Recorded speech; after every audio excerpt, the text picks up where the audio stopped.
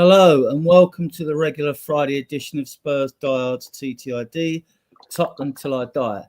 Tonight we'll be discussing the transfer rumours surrounding the club. We'll be doing a preview of Spurs versus Newcastle, picking our predicted team, and we'll be taking questions for anyone in the chat. There's a few of you now, probably get a few more coming on. Those that have survived the Christmas festivities.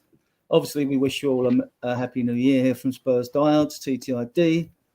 And without further ado, I shall introduce our guests and we'll get on with the show. Sam, how are you? Welcome. First time appearance, hopefully first of many on Spurs Diehards. Yeah, well, I had the pleasure of joining you yesterday on Sean Butler to have a nice little chat. All things Spurs at the moment. I've been away recently, so I've not really had my fill of podcasts for the last couple of weeks. So I was itching to get back on, and thankfully I was lucky enough to get invited onto to your show. So I'm looking forward to it. Mm. And Kev, a regular of our show, regular friend of the show. How are you? Yeah, thanks, Adrian. Yeah, I'm fine. Thank you very much. I've recovered from Christmas and New Year. They were very quiet, and obviously the matches weren't particularly good, both pre and after. But let's hope 2025 springs us into action. And Mark, how are you? All's good, Adrian. I survived Christmas and the New Year 6-hour stream. It was very enjoyable, what I can remember of it. Right, we'll start with the transfer room. It's just an interesting fact because we like to bring facts to our members, our subscribers and viewers. In this current transfer, there has been, I think, a rule change. I don't think this rule existed in its form last year, but the loan market rules, we're allowed 6 loans, Premier League clubs, a maximum of 4 foreign and a maximum of 2 home. And I actually believe there's going to be more in the way of loans done in this window for all clubs rather than there's going to be big spends. Right, we're moving. I've got a few banners. There's a lot of these transfer rumours. Now, obviously, if the guests don't know anything about them, we'll just move on. I'll just give you a brief. I'll just say hello to a couple of people in the chat, Adrian. Yeah, go on. Say hello to the regulars. Yeah. Oh, audio. Good to big up, you. Mate. Yeah, Happy New Year, buddy. And Nia. Oh, Nia. Yeah, big up, Ian. Yeah. Big up, Nia. Good evening. Happy New Year. Right, I'm no doubt more would join. Right. Okay. Hang on. Just one more. Sorry, it's only just come in. Okay. Oh, evening, Phil. And hang on. Is he going to gloat? Is he going to gloat how many points he's ahead of me? Gloat. Just gloat. Graham. Yeah, I'm not sure what it is. I'm not sure what it is now, Graham. It was 27 the last time I looked. Yeah. Right. Okay. Audio, mate. Okay. Let's start with this banner. So, I'll start with you, Sam. We'll start with the first guy because you must have heard of Branthwaite. He's 22, centre-back at Everton. Do you think he's a likely target for us, or do you think this is just media clickbait BS, basically?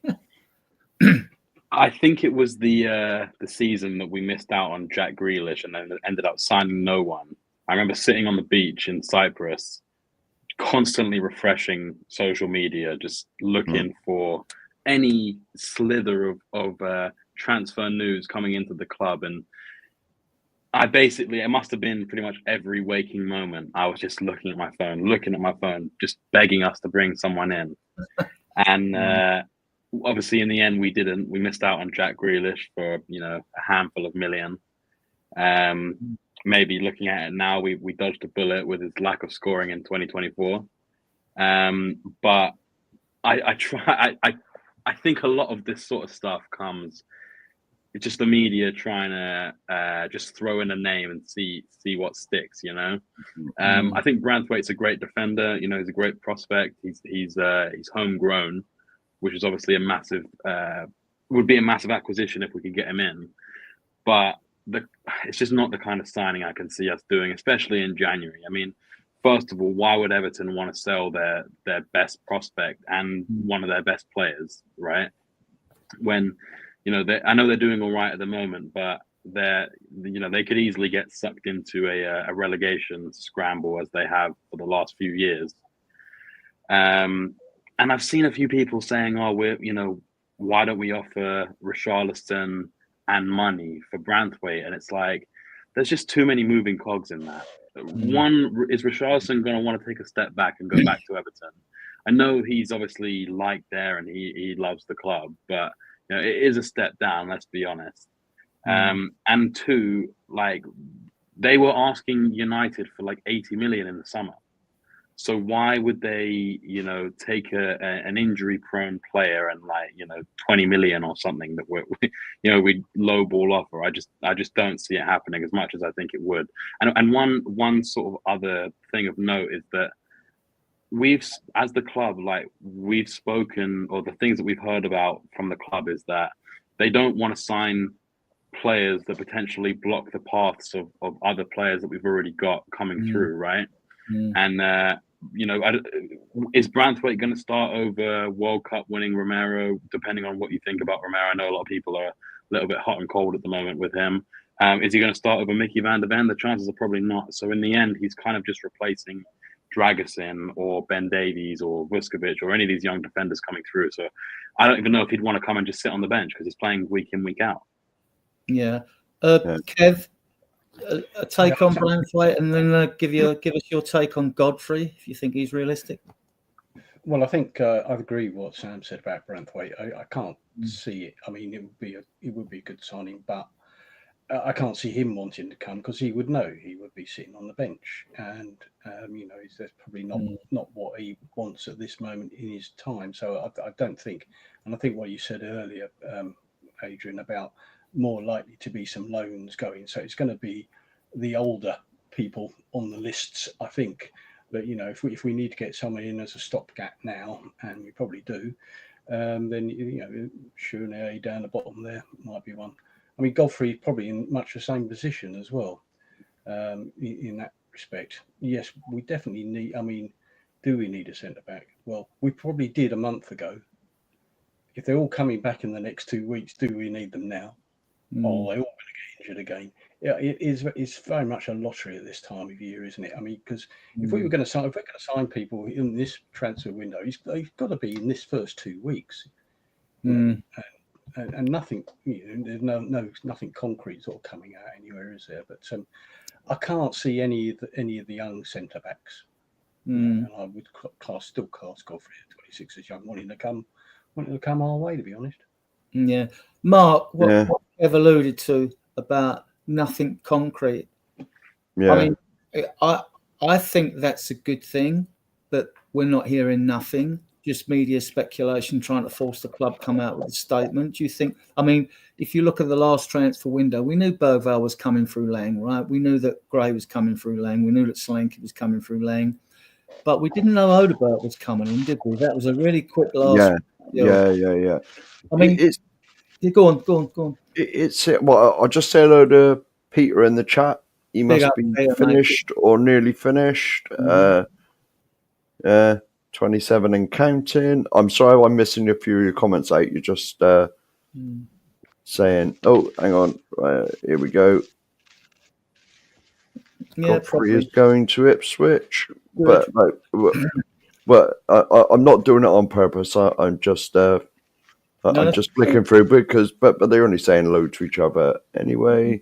Here we go. Right. Could we see a swap deal involving Reggie and Mitchell? You mean Tyrick Mitchell from Palace?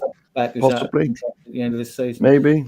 Well, he's yeah. I mean, I like the bit of the cloak and dagger because my view is all these latest names being thrown up, we talk about them because they are a discussion and a very outside possibility.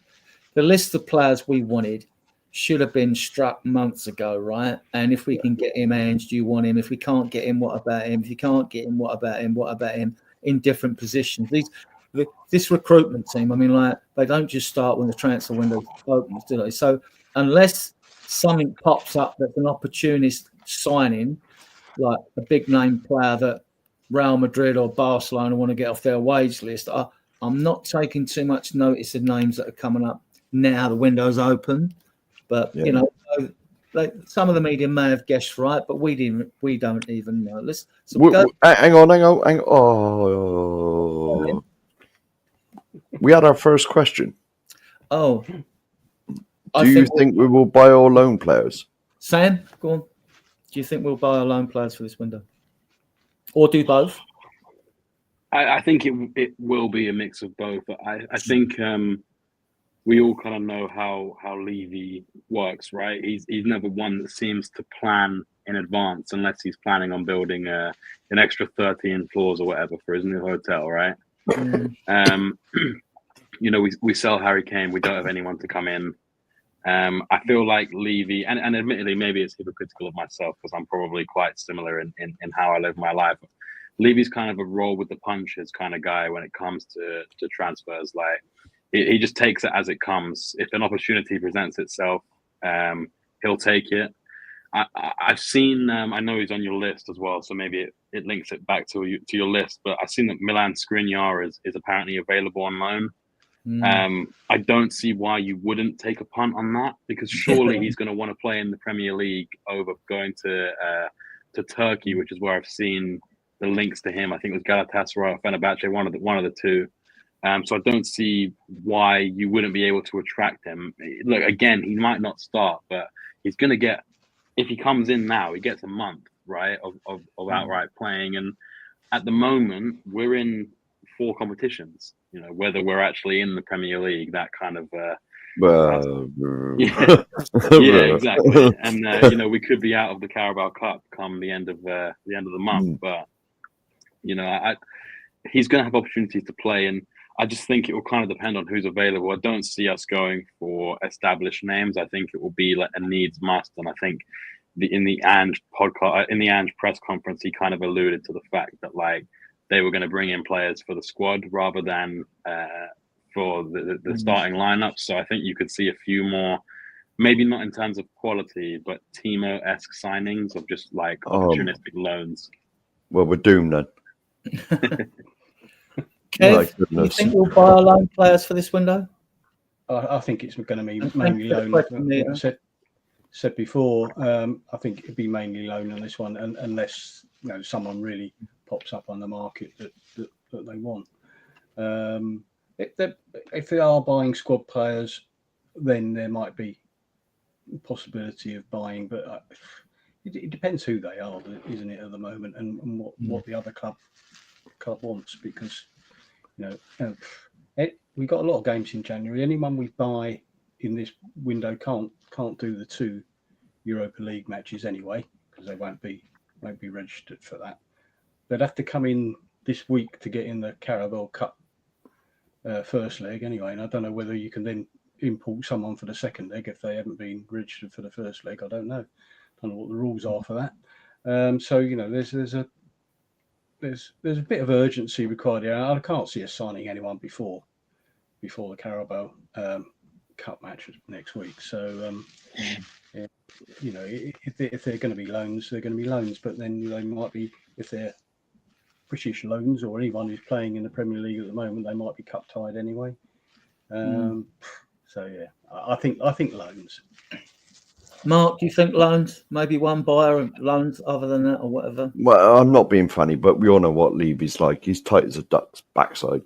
I mean, you only got to look at the transfers we missed out of over the years. Just by like quibbling over like 50p or a couple of million here. We missed out on Jack Grealish for what, £5 million? And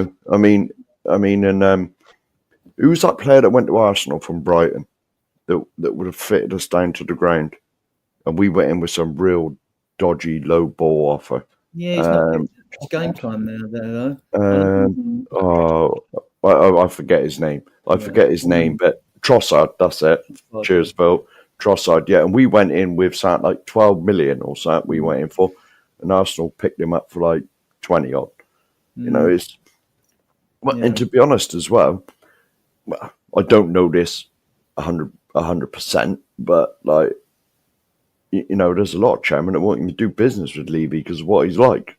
But anyway, there is a question here for you, Adrian. I did see. Where did it go? Here we go. Nita, question for Adrian. Who do you think in all the youngsters that are in our team squad, if given a chance, will shine?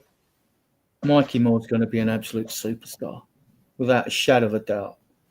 And also Lancashire. I mean, he scored 23 goals in 22 games in the under-20s last year, over 30 goals in the cup games. And he was kept in. It was significant that he was kept over Elogi Velez, because Lancashire presses. I mean, he presses. I mean, Velez. I mean, he scored that goal at Brighton when we lost 4-2. Do you remember? And then he got injured in the game at home when he came on. He's got a bit of grit about him, but he hasn't been getting a great run. Is it Sevilla? He hasn't been given a great run. He scored a hat-trick in one of their Spanish Cup games, but that's like a tier 7 team or something like, you know. So I don't know what the future holds for him. I mean, now once you brought in, you've got to show yourself, but definitely those two. I do like Jamie Donnelly, who's on loan at Orient, because I watched every under-21 game last year on Spurs play. I haven't watched one fully this year, just the odd highlights here and there. I like Donnelly. Others, well, you know, they're not all going to make it at Spurs. Some will be sold on, won't they? You know, so we'll see. I mean, the ones out on loan are doing. Oh, I really like Vuskovic. I do like this kid. I mean, I think he's the best centre back I've ever seen in his age group. I haven't seen. I mean, like, and I was posting videos of him in other groups and all the other groups I sort of affiliated with. And right. But he's not 18 to the 24th of February, so he can't even be registered. So he's going to have to stay at Westerlo with Alfie Devine, who I like as well, but he lost a year of his development, because when they changed managers at Portsmouth or Plymouth, I forget which one it was. Plymouth. Then he was sitting on the bench, which is no good because you lose your development. Yeah. But with regard to the other centre backs, there is no point, like you guys alluded to, bringing a centre back in unless it's a loan deal. And then if it was a Skriniar and he did really well, because like you say, when the other centre backs get fit, and it'd be the same if you called, people said bring Phillips back. I don't agree with that. You bring Phillips back, he plays a few games. At the end of this month, VDV and Romero back. Then Phillips is going to be sitting on the bench for the rest of the season. So that's no good for his development. So we might as well, you know, like I say, when you're going through hell, keep going. We might as well go with what we got, unless we get a loan centre back in. I mean, on that, let's go into. Hang on. Oh, no. There was a comment. Go on. Where the hell did it go?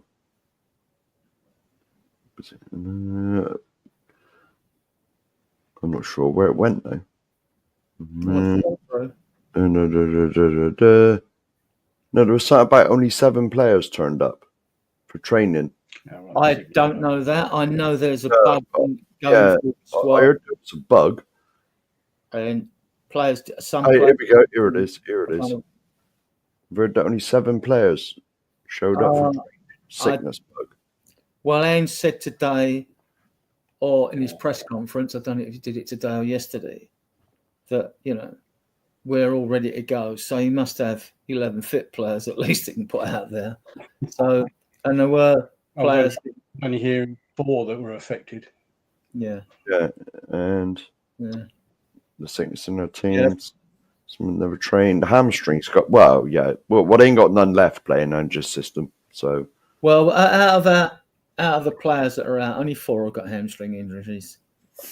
You know, and like Vicario was a broken ankle, Mikey Moore was sickness, Romero was thigh muscle, and was the other thigh muscle. There was 2 thigh muscles, one. So there's only 4 with hamstrings. Right. And round table talks here. Nick, all right, Nick. Happy, mate. Yeah, Nick. Happy New Year. Right. We've got 2 more centre backs here. Kuzanov, he's 20. He's a centre back, and Skriniar, 30. We might as well talk about them before we talk about the others. Would you be happy to take either of those, Sam? Yeah, well, I mean, I can sort of talk about both. I don't really know much about Kuzanov other than the fact that he is supposed to be really fast. Yeah. And maybe is another one of these kind of like unearthed gems that we could bring in. They didn't want a huge amount, if I remember correctly. Well, I say not a huge amount. Everything's kind of a huge amount in football, but you know, comparatively to other positions, and he's young. Also, I kind of wanted to touch on Godfrey just to a little bit. Go on. I don't think Godfrey's the kind of player that we want to bring in. He went to Everton and basically spent the entire time on the injury table. And because he broke his leg, didn't he? And when he was fit, like I watch a lot of Ali Gold and the Golden Guest podcast, and Rob Guest was kind of alluding to the fact that he's just not great on the ball. And if the fans are saying he's not great on the ball, then you can imagine that Ange is looking at it thinking that's not for me, right? You want to bring in players, but you don't just want to bring in players for players' sake. As much as we do need bodies in, I wouldn't want to bring in someone who basically can't play the system, and then we're just stuck in the same position we were last season, with a bunch of players who either weren't buying into the system or couldn't buy into the system because they physically couldn't do it. With Skriniar, I've not actually watched a whole host of him, but he played for Inter for a long time. In the Champions League, he got to the Champions League final. Obviously, they only lost 1-0 or something to City, if I remember correctly. It was a Rodri wonder goal. Yeah. And Romelu Lukaku missed chance after chance, if I remember correctly as well. But he's clearly got a lot of experience, and it's all well and good bringing in young players. Like I know a lot of the fan base maybe weren't too happy when you go and spend 40 million on a player like Archie Gray, right? But I look at it as, yes, we need experience, but these players coming in the summer, it was worth the risk, because if they have a good season, they then get bought by the likes of your Brentfords or your Crystal Palaces or whatever, and then they're worth triple the money that they were brought for. And then everyone's saying, well, why didn't we sign Archie Gray? I mean, look at Adam Wharton at Crystal Palace, right? A lot of the Spurs fans were saying, oh, he looks a player, we should have got him when we had the chance. But then we've got all these young players, and, we've got rid of the likes of Højbjerg, we got rid of Perisic, and we just don't really have any leaders in the squad. And I don't know what kind of attitude Skriniar has. But the experience level, side of it, could be very important for alongside the youth. So he'd be a player I would take on loan. Kev, Skriniar, Kuzanov. Yeah, I'd do that. Skriniar on loan. I don't know enough about Kuzanov to say anything about him, to be honest with you. But that's fair enough. He looks like the perfect sort of loan signing at the moment. Yeah. Mark, I don't know if you know too much about the left backs here. There's two here. There's Tarek Mitchell and Dorgo. I mean, we might come to more left backs and centre backs in the next panel. Yeah. I couldn't put more. What you keep going on about Dorgu, and allegedly he's good, but I mean, let's face it. At the moment, we've got Regulon. That's about it, unless you're going to ship Spence over there. Just a few more comments. Rumour is it that Foster is one of the ill players? Let's hope not. I did see something saying that he's not going to play tomorrow. Ange said that, did he? I've just seen some rumours on Twitter in the last half an hour, apparently, that Foster's not going to play tomorrow. Well, Austin will play. No. Archie Gray's played everywhere else. He'll have to go and go.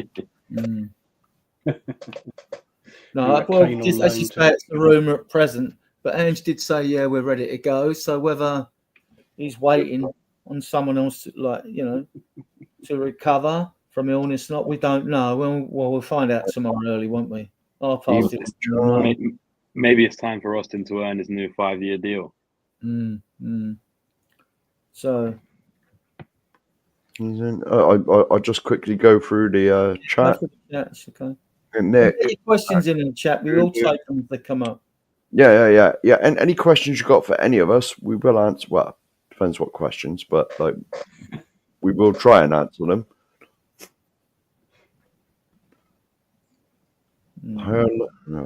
No. Come on, Peter. Foster, right? I've heard. Yeah. Big up. It's a game.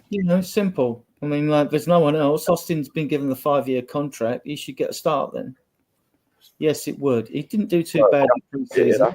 No. Is he the one that looked good in the pre-season? Because there was a couple of reserve. Because there was a younger one, wasn't there? Yeah, but the older one of the two reserve keepers looked sort of half decent. Made a few really good saves, I think, against QPR. Yeah. Yeah, I think both Austin and Whiteman played in pre-season games and looked they did. Secure to me. Both of them looked as if they could cope with it, to be honest. Now, Nick's trying to disrupt the show already. Socks. Who puts their socks on first? That's like psychopath behavior. No. It's always pants. It's always pants with me. Right, okay, can we keep it football related, please, guys? We are a discerning show. But panel, what do you think of Son's situation? Sam, what do you think of Son's situation in Company UK? It's a tough one, right?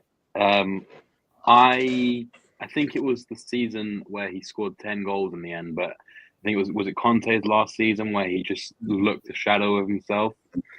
I was thinking, he's 29 or he's going to be 30 this year. I would maybe sell. 32. But, yeah, but this is a couple of years ago. I was thinking maybe I would sell him, right? And then last season I thought he was good. I mean, he got 17 Premier League goals or something. And he was playing up front, and he played some games on the wing. And you have some sections of the fan base that say, "Oh, Son can't play up front." You have some sections of the fan base that say he can't play on the wing. I think he just doesn't quite fit into the Ange system. I think that or at least how people play the Ange system when they play against us, because Son has always thrived on space in behind, right? Every time Kane got the ball, Son was already on the last man making that run in behind, and he was chipping that ball over the top, and 10 times out of 10 really Son was putting that chance away. I think at the moment he's just struggling from a lack of confidence and fatigue, because he's another one of these players that's just played so much football in the last 5 years, with all these international stuff, and he's not a player that's just going, to France or to Spain to play a friendly. He's going all the way out to, to Asia to play these games, and then coming back in. This isn't all in the space of 2 weeks, and he's having to come back in and hit the ground running again. And I think that it is a mix of a lack of confidence and tiredness. So at the moment, I think you just got to kind of ride it out. I think they will offer him a new contract, and his loyalty for me, I think he deserves the new contract. He deserves us to stick with him, and I still think he's got a lot to offer us, just maybe with some reduced minutes, but we've just got no one else to come in to replace him at the moment. Kev, he hasn't looked that great on the eye when we've been at the stadium, but he's got 5 goals, 6 assists, and 16 appearances. The numbers ain't bad. It's just that I agree. I mean, he's knackered, isn't he? I think that's what it really is. Because I looked at the earlier games today when I was posting videos, when he looked fresh against Everton and West Ham. That's the Sonny we know, Yeah, he's looked particularly knackered over the past 2 or 3 games. And he's not backing up Solanke on the pressing, because he can't continue it for the whole match. So Solanke presses the keeper or the centre back, and Son isn't on the fullback or whoever's out on the right hand side. And he's not close enough to them to get them to making our press work. And it's because he's knackered more than anything else. And there's Sam saying, when he goes out to Asia, not only is he going out, he's the captain out there, and so all the focus is on him. He's the captain here. All the focus is always directed at him, and I think he's really suffering. He's probably suffering a bit mentally as well as physically in knackered states. Now, whether or not Yang takes any of that pressure off of him, if he comes into the squad straight away, who knows with this illness? We might see him on the bench as well on Saturday. And I'm jumping ahead of your no, that's your okay. there. And I think we're short on numbers. I think Yang will be on the bench. I don't think Angie's playing Sonny right at the moment, because he's playing him too much. And either he needs to bring him on as an impact sub later on in the game, or he needs to take him off at half time because he can't do the whole. He can't do the whole 90 minutes at the moment. He can't keep it up. But when he does do it, yes, he's still producing. You know, he's producing the chances and whatever. Obviously, the penalty was a bit of a cock up, wasn't it? But you know, he's still producing the goods when he's on song. But the trouble is, he's so knackered. I don't think he's on song enough. We'll stand with you on the left backs because I didn't get a chance to come to you on that. Well, do I get my say on, son? Yeah, go on. Well, I was going to say, but that's why I flicked the comment up again. Now, Sonny, right? I love him. I love Sonny. Like, obviously, he's been a loyal servant, and anybody. And let's face it, a lot of players would have asked to leave a long time ago when they weren't winning anything and all that. But we got to face the facts now. Sonny is 32 years old, and I'm not saying he's finished, but like his time is now, especially with this system that we play that we won't get into because I'll be here all night talking about the system. But like, see, so I think Sonny, it'd be better if we went a 5-3-2, play up front, like basically he did with when Harry was here, because like Harry could provide for him. I mean, we all remember the game when we were away at Southampton. Harry 4 assists, Son 4 goals. You know, he was flicking it on, he was passing it into him, because basically Sonny was a second striker with Kane. All right, he was on the left slightly, but he was never.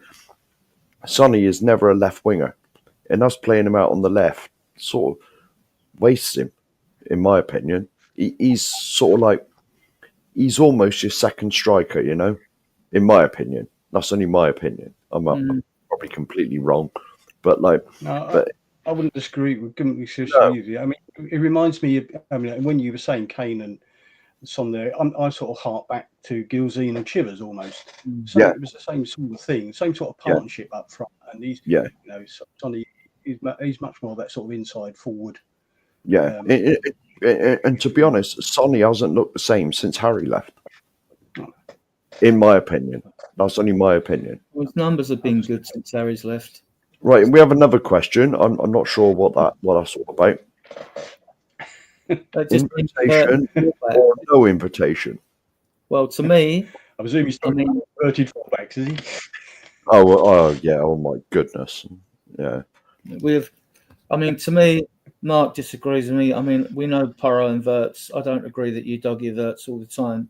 And we have actually, with the back 4 or back 3 on the halfway line, we have dropped slightly into a mid block at times during these games as well. So to me, I've seen tweaks. If people haven't seen what I've seen, well, everyone to their own perceptions of what they see, you know. I'm not going to knock them. Right. Yeah, right. Breaking news from Elto.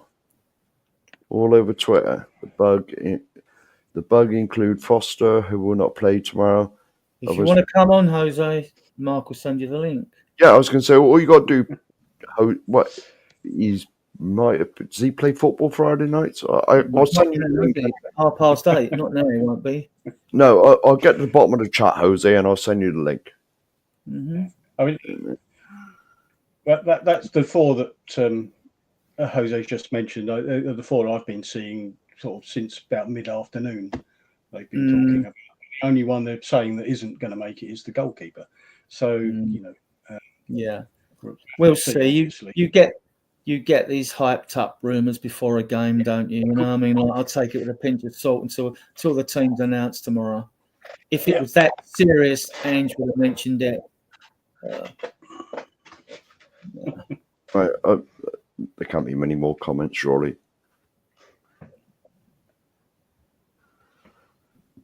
Yeah. Okay.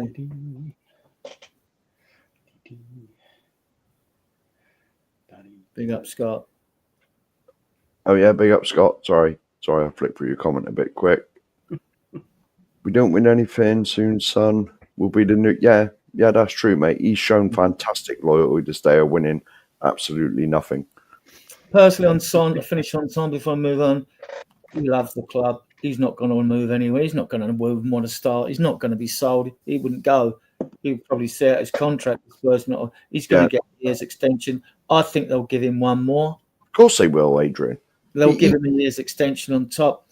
I think that's what the offer will be. See, it'll be season. We'll see how his numbers are at the end of this season. He'll get the year's extension. I think they'll do that automatically. I agree with this as well. Look at the other 30, 31, 32-year-old players that have the freedom in their team and are still banging in the goals yet. But Sonny will be mainly for the people he attracts into the stadium, because the last time I went, I saw so many South Korean flags. I thought I was in Seoul rather than Tottenham. And they're all around me. Yeah, and the shirt sales in the club shop. Yeah, well, Son's not going anywhere. If it's the case, he won't. I mean, if he gets a year and another year, then I eventually see him being a club ambassador. So that's the way I see it. Anyway, I was going to get you, Kev, on the left back situation, which is our most urgent position to fill, in my opinion. Have you seen a lot of Tariq Mitchell or Dorgo? I like Dorgo anyway. He's Danish, isn't he? Is he Danish? He's playing in the Danish league or something like that, isn't he? But it's Dorgo. He's Danish international. He's of Danish Nigerian descent, that's right. Tariq Mitchell. I don't know too much about them, to be honest with you. Fair enough. The only left back I know anything about is Ian Meth. And I was right back to his left back. So okay, all right. Fratesi, Sam, do you think he's an option? He's the guy from Inter, right? Is it Inter or Juve? I know he didn't get much. He hasn't got. He plays for Italy, but he can't. He's not getting. I think it is Inter. Yeah. Okay. Because I think that he doesn't get in over Barella. Right. I'm not honest. I'll be honest. I don't really watch any Serie A, so I'm not 100% sure on Fratesi. Or Dorgu also plays in the Serie A as well, right? Yeah, he plays for Lecce. Yeah, so I have to say I'm not well versed on either of them, if I'm honest. Kev, the ship sailed on Grealish, isn't it? 29. Well, I don't know.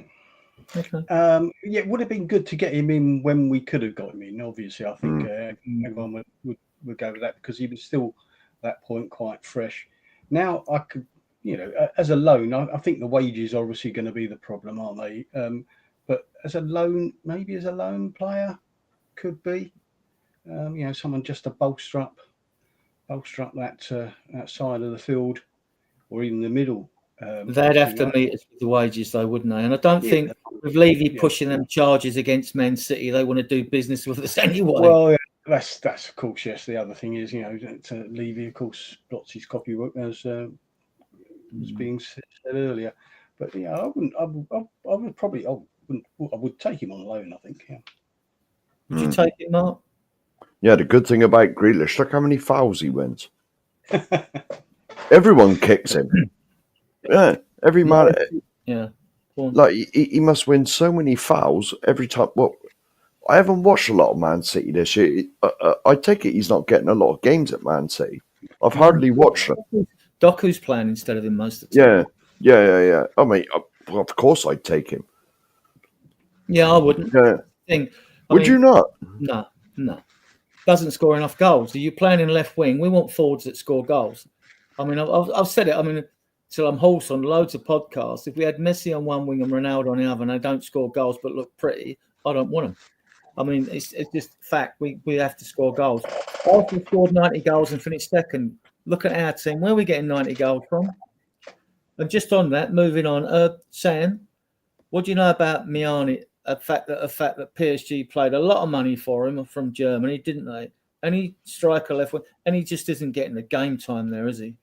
At PSG. Yeah, so I mean, I've seen a bit of Moani obviously in the World Cup. I've seen him play for France a few times. I've not seen him in the French league. So, and I know that sort of PSG are a bit of a a mess anyway. He was a lot of money when they brought him in, right? But 26, it's a pretty good age. I don't know if he'd want to come to us and not be guaranteed to be a starter. But at the moment, he probably would be a starter. Maybe not up front, but he'd probably get in on the wing. I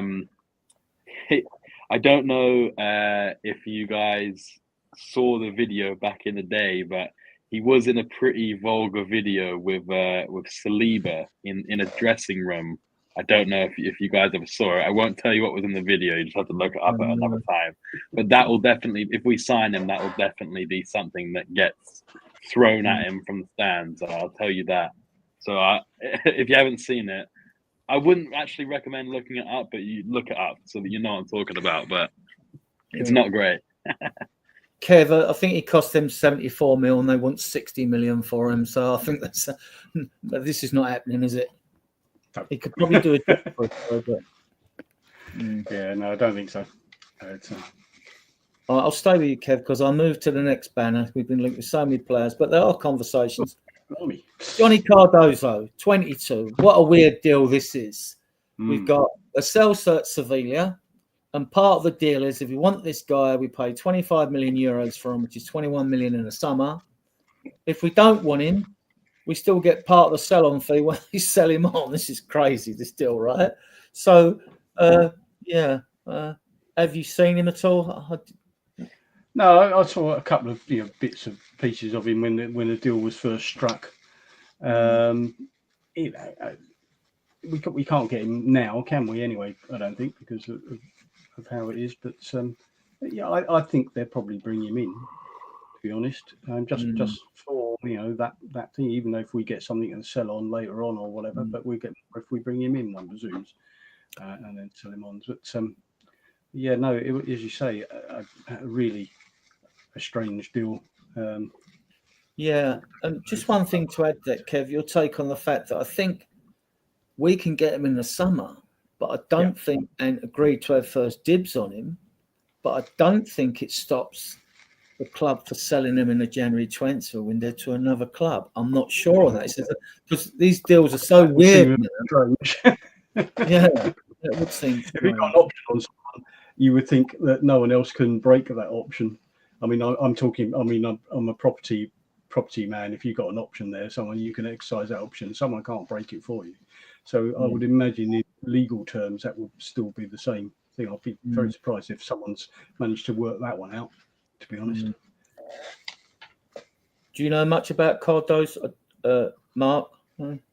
No, certainly not. Well, I've already told you, mate, I'm useless on any of these transfers. I don't even know who plays in the Premier League. I don't expect half the chats to have heard of these. No. These stories, I have to go and get the information. They are topics of discussion. Cardozo, Sam, if not, I've not seen him play, but I know that he is of Brazilian and American descent, right? USA international. And I think that I've seen a lot of people talking about the fact that with the NFL deals, and we see the club posting stuff about going to the stadium and walking in the footsteps of NFL greats or something, rather than in the greats of football players. I think that we can see there is definitely they are trying to shift into the American market. There was that rumor of Levy trying to sell or part of the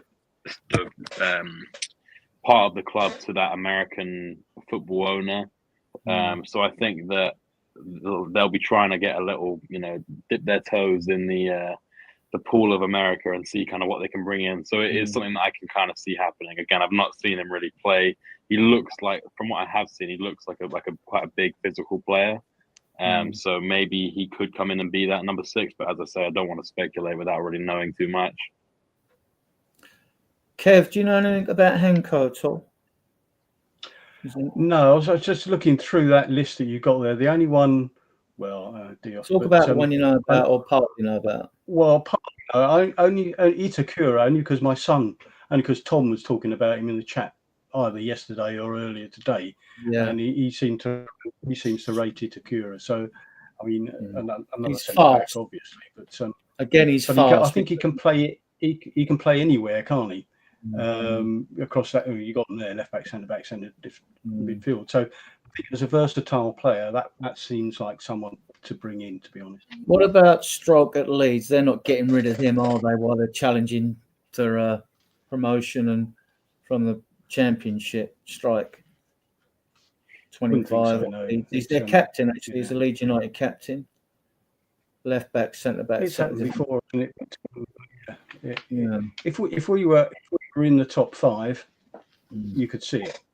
Yeah. But you know, I will rattle through the ones you. Yeah. Difficult. Right. Sam seems to be up to speed on some of what is going on in Europe. Any of these here before I bring up the next banner? Tillman, he's the brother of the one that went to Arsenal. I think he's at PSV, is he? Is that Timber you're thinking of? Oh, Timber. Sorry, yeah, not Tillman. I think Tillman's in Holland. 22. I think Henko. He's also American, isn't he, Tillman? Yeah, Henko as well. Itakura. Kakare is an interesting one. Maxine Kakare in France. He is a bowler when you watch him. Centre midfield, attacking midfield, defensive midfielder. He is a bowler. But Diouf come up. Pepe, yeah, he's a striker. Diouf. Kev. Evan Ferguson, the bottom one. You would have heard of him at Bournemouth, is it? Brighton? Oh, I could forget names. He was going to be a 100 million player last year. He's not hitting his straps this year, though, is it? You know what I mean? No, you take him? You know, he's young. It's another. He's young. We don't appear to give our young strikers a chance. Yeah. So whether he'd come in and wouldn't get that chance, I don't know. I mean, he hit a hat trick, didn't he, or something last season in one of the games against Newcastle, I think it was. Yeah, everyone was saying he's going to be next big thing. I think perhaps, as you say, he hasn't quite hit the heights this season. Maybe again. Would he want to come to Spurs? This is the problem I've got at the moment with any of these youngsters. I mean, we managed to attract them during the summer. So we got Gray and we got Bergvall. We had Bergvall already signed in, but we got Gray, got Odegaard. Would we, at this moment in time, attract them? I think we're struggling with that. All right. I'll bring up the next banner. I mean, I don't know anymore if we'll be linked with as they come up with. I'm sure you'll know a lot of these guys. Danny Olmo, you know, Barcelona's finances are bag. Faglioli, good player. Tomori was at Chelsea as a defender. Timber, Sam just mentioned. Sam Johnson, 31, goalkeeper. James Trafford, goalkeeper at Burnley or I forget the other team. Patterson, Burnley or Sunderland. It's either Patterson or Trafford's at Sunderland or Burnley. I think Patterson at Sunderland. Yeah, Ramiro, is he at Sociedad? I think he is. Sociedad. Roque's a striker at Barcelona. All right, so it's good you know something. So, I know I'd take that all of this straight away. Barcelona apparently try to actually... Someone else is here. Alan, yeah. All right, Al, good evening, Al. All right, Al. Hi, guys. Sorry, my meeting ran late. That's all right. Don't worry about First things first, a weather report from San Diego. It's 19 today. 19. There's minus summit here. Yeah, it's -2. Oh, God. Yeah. You actually arrived at the right time because we've gone through 2 banners of rumours with players we've been linked with, right? So I will come to you, actually, Alan, as you just come in. Sure. We've been linked with these players. I'm sure you'll know quite a few of them. I'll go from again. Danny Olmo's at Barcelona. They can't register him. Something's gone wrong there, but he wants to stay there. Faglioli, again, he's not getting the time. Tomori was a defender at Chelsea, wasn't Timber. He's in Holland. He's the brother of the guy that went to Arsenal. Sam Johnson, goalkeeper, you know. James Trafford, I think he's at Burnley, and Patterson's the goalkeeper at Sunderland. Or I've got it wrong there. Ramiro. I think James Trafford's at Sunderland. Yeah, and Roque's a young striker again at Barcelona. So, Danny Olmo, would you take him? Yeah, 100%. He's great, and he's coming from Barcelona. I mean, he's exactly the kind of player we would want.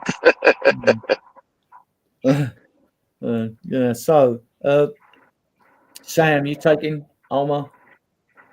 I would, but we've got a really good track record of taking good players from Barcelona, haven't we? Longley and Emerson Royale. Yeah.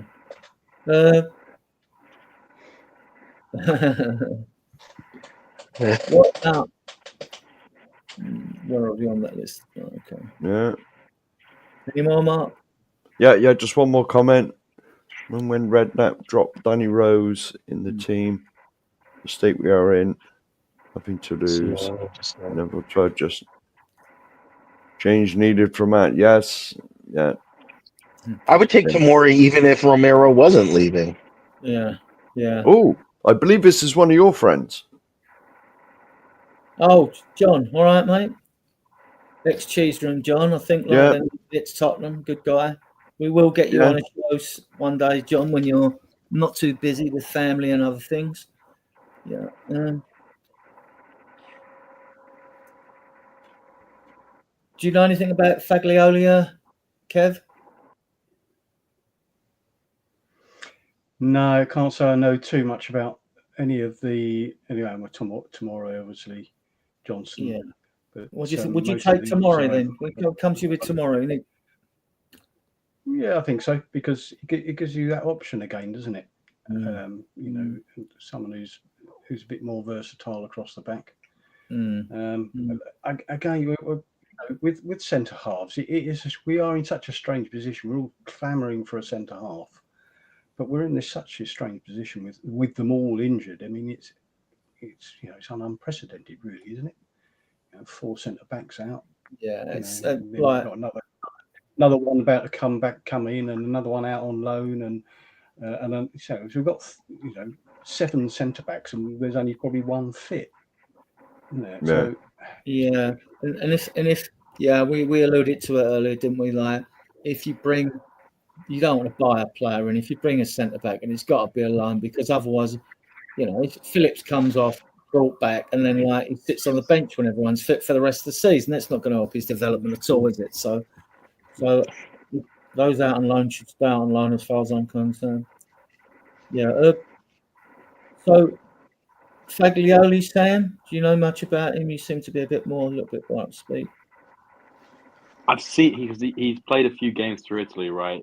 I've not watched him religiously, but he was. I think he was quite highly touted in the Italy squad, and then he got injured during the Euros. Was that right? Yeah.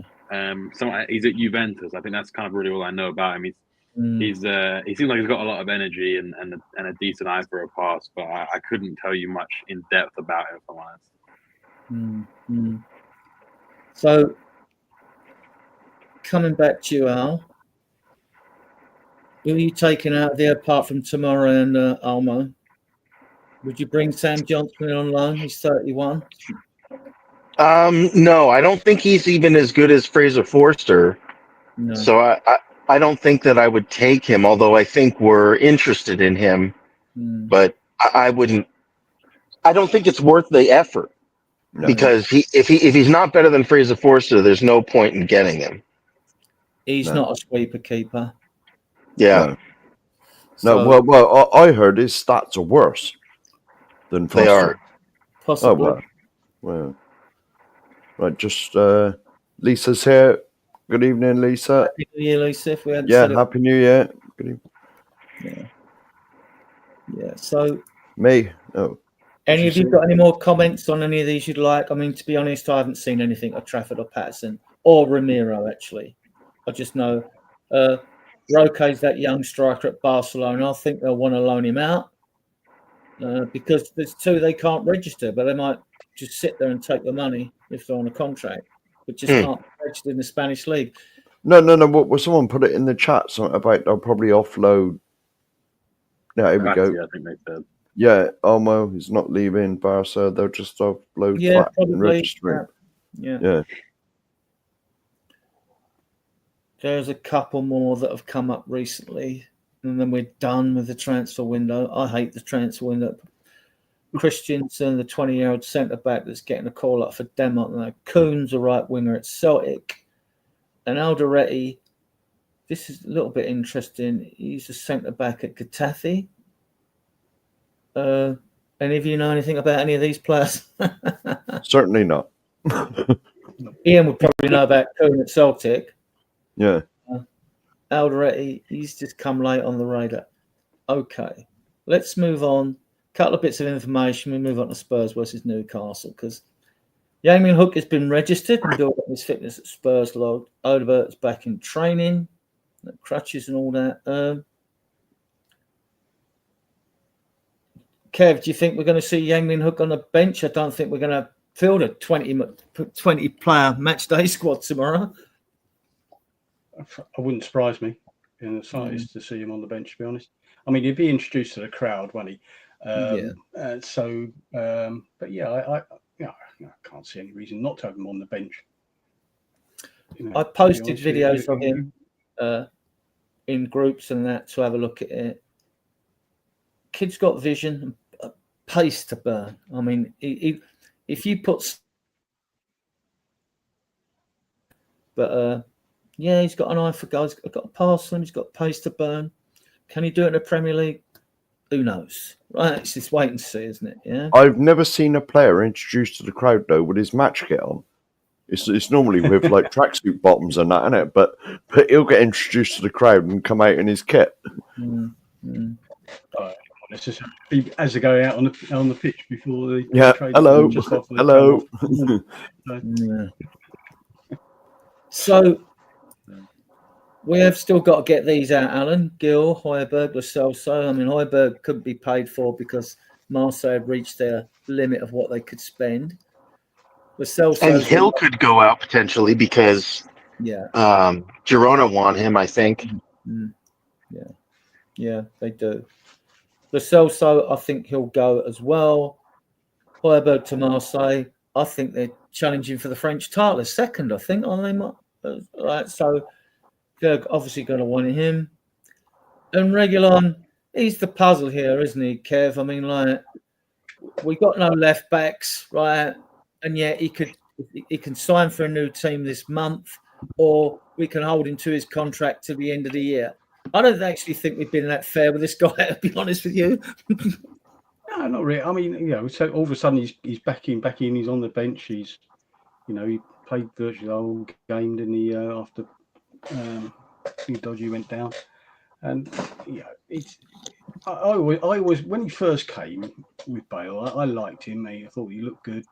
Obviously, we've got a slight change in system now, and whether or not he can't do what Ange wants him to do on that one, I don't know. But I've always quite liked him. I don't think we, the last put him out on loan to various clubs that we had done. Well, and he obviously didn't burn them up either. But he's come in, and I think he, will he play tomorrow? Tomorrow's team is no one's really got a clue at the moment because of these illnesses and everything else. So anyone could be playing, couldn't they? So Reguilon, I think it's been a strange one. I think we're going to see Sam. I think we're going to see a few of the under 21s if they're not playing, and Wayne Burnett doesn't need them on the bench tomorrow. I mean. Yeah, I mean, I think it's a bit of a needs must. It's like, sorry, under 21s, we need these players. Like, even if they are just there to warm the bench, we need them potentially because, every game we think we couldn't get another injury, surely, and then Destiny goes down for 6 weeks, or Fraser Forster goes down and the entire stadium stands there like this, like, oh my God. We've got 2 goalkeepers that might be injured at the same time, and now, obviously, Forster potentially has this illness that is going to keep him out, and you just never know what's going to happen. So you need the bodies in there. I think that Yang-Min Hook will definitely be on the bench tomorrow.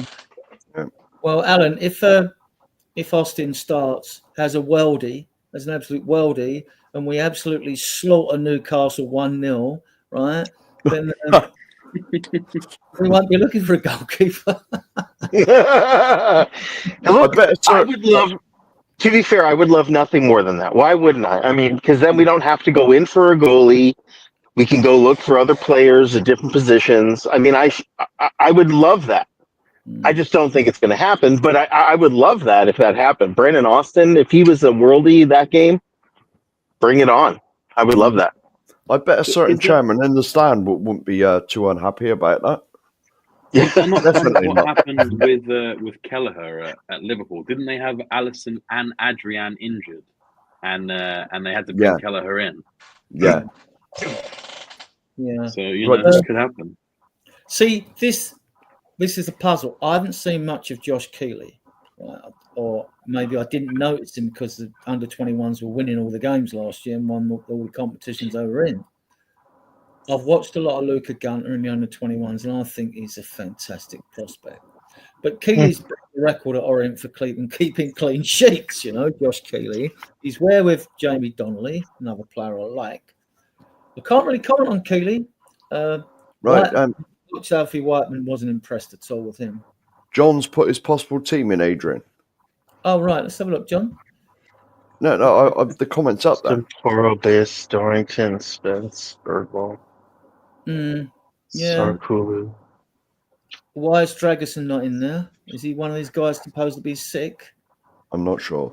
I think he had said that potentially Dragerson and Gray had been ill. Yeah. So I think he's just saying potentially this could be the team that you see, which would be pretty effed. Yeah. When we come on to picking our team, we'll assume there's some facts here for you. So deal done. Oh, that's Hoiberg. Yeah. Yeah, loan to buy. Yeah, but they haven't parted the money yet. No. So was sold last. What was he? I stand corrected if he was sold. I thought it was another loan one, or they're arguing over the money. So yeah, it probably is another loan with obligation. Don't doubt. Right, and John Lee's agreeing with me. Maybe Gray played the goalkeeper tomorrow. Yes, he's played everywhere else. he's played everywhere else, and so he just as well go and go. If it has to be Austin it is. I mean, like no. Put Archie Gray in there. He's played everywhere else in the back four. Yeah, I agree with that, Nita, as well, because I speak to Adrian like a lot, and I say all these journalists, if you chuck enough shit about, some of it sticks to the wall, and it's only the bits that stick to the wall that they get remembered for. All the rest that drops on the floor, that seems to be forgotten about. Yeah. We'll move on to the previous Spurs versus Newcastle. I'm gonna assume these players are fit until I've got, concrete evidence that they're out. I mean, all right, if it's widely reported Forster's out, why wasn't it widely reported at the same time that the others was out, and now these have been added? Sounds like a bit of a wind up to me, because if the Forster rumours were heavy out there in the media outlets, then you would have heard about the other players at the same time. Perhaps I'm pissing into the wind, who knows? But these are our injury woes. Go on, Kevin. Go on. I was just going to say that those four players are always mentioned, but then at the end of the four players, it's always saying it's Forster that doesn't look like he's going to start. And so, as you say, the other three have sort of drifted into, they're ill, they're not going to start as well, I think, more than anything else. Okay. Anyway, yes, carry on. Okay. Right, I'll stay with you, Kev. These are our injury woes. We've got 8. Yeah. Vicario, ankle broken. Odobert, hamstring. Davies, hamstring. Richarlison, thigh. Moore had the illness. VDV, hamstring. Romero, thigh. Udogie, hamstring. Bentancur, suspended. It was typical. We all said, didn't we, that Bentancur was going to get a yellow card and miss this game, right? Yep. And if you accumulate 10, no way he's going to go 2 games and not get it. Yeah. And if you accumulate 10 yellow cards, what a stupid. Yeah. Perhaps he wanted Christmas off. I mean, you never know. I don't know. I mean, yeah. I don't know if I'm being harsh on Ange here, but I actually blamed him for that yellow card. Not didn't blame him for Bentancur's stupidity of getting the yellow card, but there was a pivotal moment in the game where he decided to take off Basuma rather than Bentancur, and I think all of us, who knew that he was on the suspension, were thinking the same thing. Okay, take Bentancur off now because we're going to need him in that Newcastle midfield, and I actually didn't realize that was the last game before the yellow cards reset as well. So it just, to me, it made literally no sense to not take Bentancur off, because I actually didn't think that Basuma was having a terrible game. And he's obviously a defensive player as well. So I just thought you sacrifice maybe a little bit of creativity. We were already playing pretty deep against Wolves and under a bit of pressure. So to me, it didn't really make much sense to take Basuma off and keep Bentancur on. But that's just me personally. I'm not sure about how you guys felt. Yeah. Well, I blame Ange for everything anyway, because of his useless tactics, his stupid system, his refusing us to adapt. And so it's his fault, whatever happens. It's customary to blame your parents when anything goes wrong in your life, you know what I mean? Course. You just blame your parents, didn't you, right? But to be honest, Adrian, Ange just give me nothing to trust him with anything. He's shown me nothing to trust him. So he's not going to be trusted. This is actually a yellow card watch. I should have kept the others, the fives going, because if you get 10 yellow cards before the 32nd game of the season, you get a 2-match ban, right? So, but I mean, so these are safe now. Matters is safe. VDV's safe now. But, as long as they don't get to 10 yellow cards, but we've got some tough games coming up, and we will pick up yellow cards, right? So it resets, but it kind of doesn't reset. Yeah. They count. And they've got 5, but then the next card, it goes to 6, goes to 7, goes to 8, Yeah. I mean, remember that Basuma had 3 suspensions last season and Romero had 1. Yeah. So, and that's not good enough. He's not, we can talk about players you'd like to keep and go at the end. Oh. Move on, right? Go on. Just one comment here from Spurs fan John. There we are. Rumour is Fraser, Matters, Gray and Dragon have all been ill this week. Yeah, it's a question earlier in the morning. Yeah. Squad to the morning. They'll just go over. Yeah, I was going to say maybe it's just one of these 24-hour things. But even but even then you still feel a bit crook, don't you? For a couple of days afterwards. Right, moving on. This is always fun. Team selection. We've got to assume these guys are fit, even if we take Foster out the equation now. So, goalkeeper then, Kev, Foster or Austin, isn't it? If the rumours are true, it's Austin, isn't it? Yeah, well, I suppose he's going to be Austin. It was quite a laugh, smile to my face during the Wolves game when Forster had the ball at his feet, and one of the guys behind him just said, "Kick it, Frankenstein." Obviously, Fraser Frankenstein. But it just brought a smile to the people around us. And that point, he actually did move it down the field. But I think I'd even like to give Austin a go anyway. I think in goal. I saw him pre-season, and he looked fine. Yeah, so you can't tell they're under a bit of pressure, can you? Just one comment from Nita, Adrian. I found a match day program that was given to me, Chelsea versus Spurs, 1952. I'm in my 60s, but it was before my time. It's Ralph Ramsey. Grace Tottenham Hotspurs. Yeah.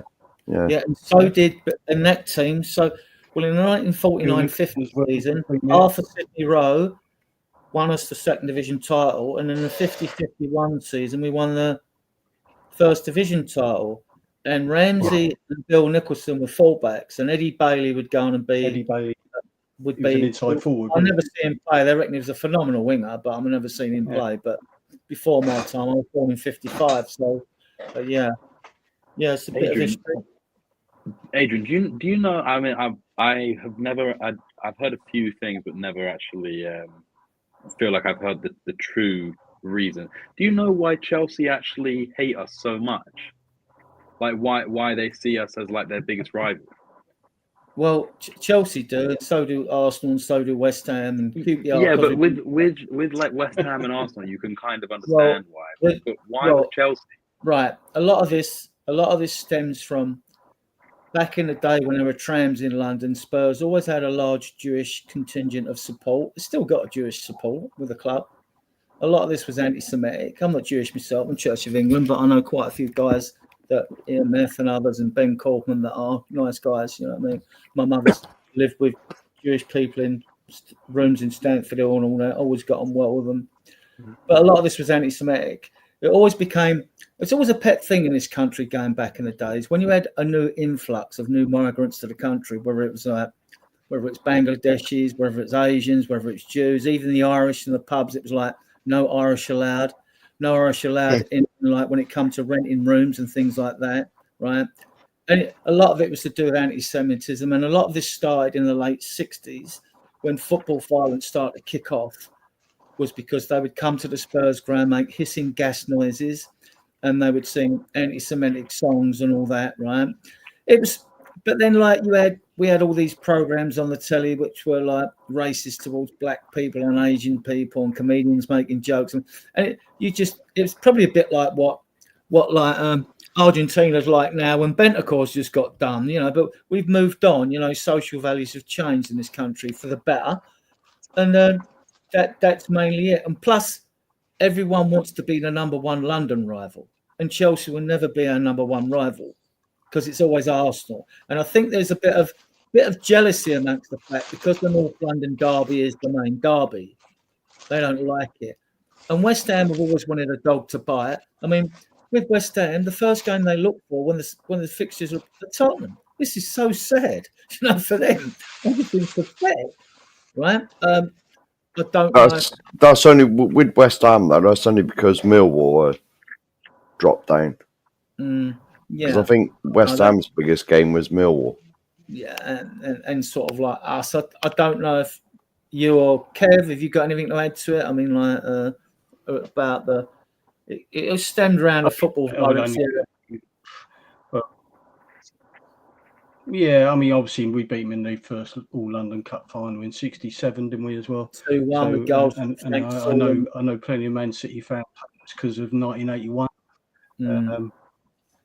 Yeah. So, but you know, they're probably a bit resentful. We got Greaves because obviously he scored a hatful of goals for them before he went to Milan, and then came to us.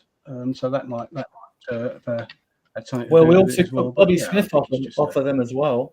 Well, to be honest though, I saw it on the Jimmy Greaves documentary. Yeah, I saw Jimmy Greaves documentary that he was going to sign for Spurs because we were like the best club. We'd won the double the season, but you know, we'd won the double and all that stuff. And some of Chelsea's people turned up at his house, give his dad £50 in Irish £5 notes, and so he signed for Chelsea. But he really wanted to sign for Tottenham, Jimmy Greaves. Well, he went from Chelsea to Milan, then from Milan to yeah. But basically, he was his dad was chucked a bung from Chelsea, so he signed for Chelsea. Well, unless we were in for him before he went to 57, 58, was it? Something like that. Yeah. Because he scored up in his first game for Chelsea against us. Yeah, he scored on all his debuts. England, all his club debuts, I think. Yeah. Mm. So let's. I mean, we won 2-1 with goals from Frank Saul and Jimmy Robertson in 67 against him. So, and of course, we beat him in the 2008 League Cup final with the Woodgate header, didn't we? So but the hate was in there before the 2000. Yeah. Christ. And they were. The thing with Chelsea, I mean, they were extremely racist. If you go back, there was a group called the Chelsea Headhunters. Yeah. And then you had Combat 18. Well, they were called Combat 18 because the first letter of the alphabet is A, and the 8th letter is H. So the combat 18 stood for Adolf Hitler, right? Oh. And we've got a Jewish contingent of supporters, right? Yeah. So and we still have. So does Ajax, funnily enough, as well in Amsterdam. Yeah. So, and a lot of combat 18, they went to prison. Mind you, Spurs fans were a nasty group as well. They were a nasty group. All through that in the 70s, we were responsible for getting teams kicked out of Europe. We rioted in Rotterdam and all that. And we used to take so many fans away from home. I mean, not this 3,000 you see now. Spurs would take 8,000 away, and things like that. And then, we had the highest away support in London by far. Chelsea probably about second best, I think. Yeah. Right, we have another question, Adrian. Go on. I want to take away from the subject, but what do you feel Europa Cup? Is that how we're going to... You haven't spoken for a little while. Is this the one you Sure. want? Or I want them all. Oh, yeah. I want them all, but I would love Europa. I mean, it qualifies us for Champions League. It is European respected, whereas like FA is more just within England and the UK, and Carabao is kind of, I guess it's not as respected for some reason. So if I had a choice between one, I would definitely take Europa. But I would take any cup at this point, because I know we're not going to get anywhere near fourth. And that maybe that's the other reason why I would choose Europa, because we'll get Champions League, where I know we probably won't get to up to fourth in our regular league. Sam, for you, and it looks like, I mean, come on, guys, we've got to get through against Tamworth and get through the stage of the Europa League, and if not, if the world's been turned upside down. Yeah, look, I mean, I echo a lot of what Alan said there. And then I think pretty much that is my main feeling about it. But then if you wanted to just add like a little bit more, wood to the fire, is that Arsenal haven't won any European Cups. And it would just be one extra one to just sort of give them a little bit of something. And we haven't had a lot to hold over them in recent years. So, I wouldn't mind just that little morale booster. And as Alan said, it gets us Champions League, which I think is the most important thing. So if we end up getting Champions League and win a European Cup, it's like, come on, that's a great season. Even if we finish like 12th in the league, which, don't get me wrong, would be absolutely horrendous for us to finish 12th. And at the beginning of the season, I said I didn't want to finish anywhere below sort of Europa Conference, and even that would have been too low for me. But I agree with Alan. I want to prioritize the trophy. It looks like we're already kind of out of the Premier League, and as long as we can finish sort of respectably, obviously bearing in mind all of the injuries that we've had to contend with, then I'll be more than happy with any trophy. But the Europa League is what I want. Mm-hmm. So, Kevin, a fourth European trophy for you over the other cups, domestic cups?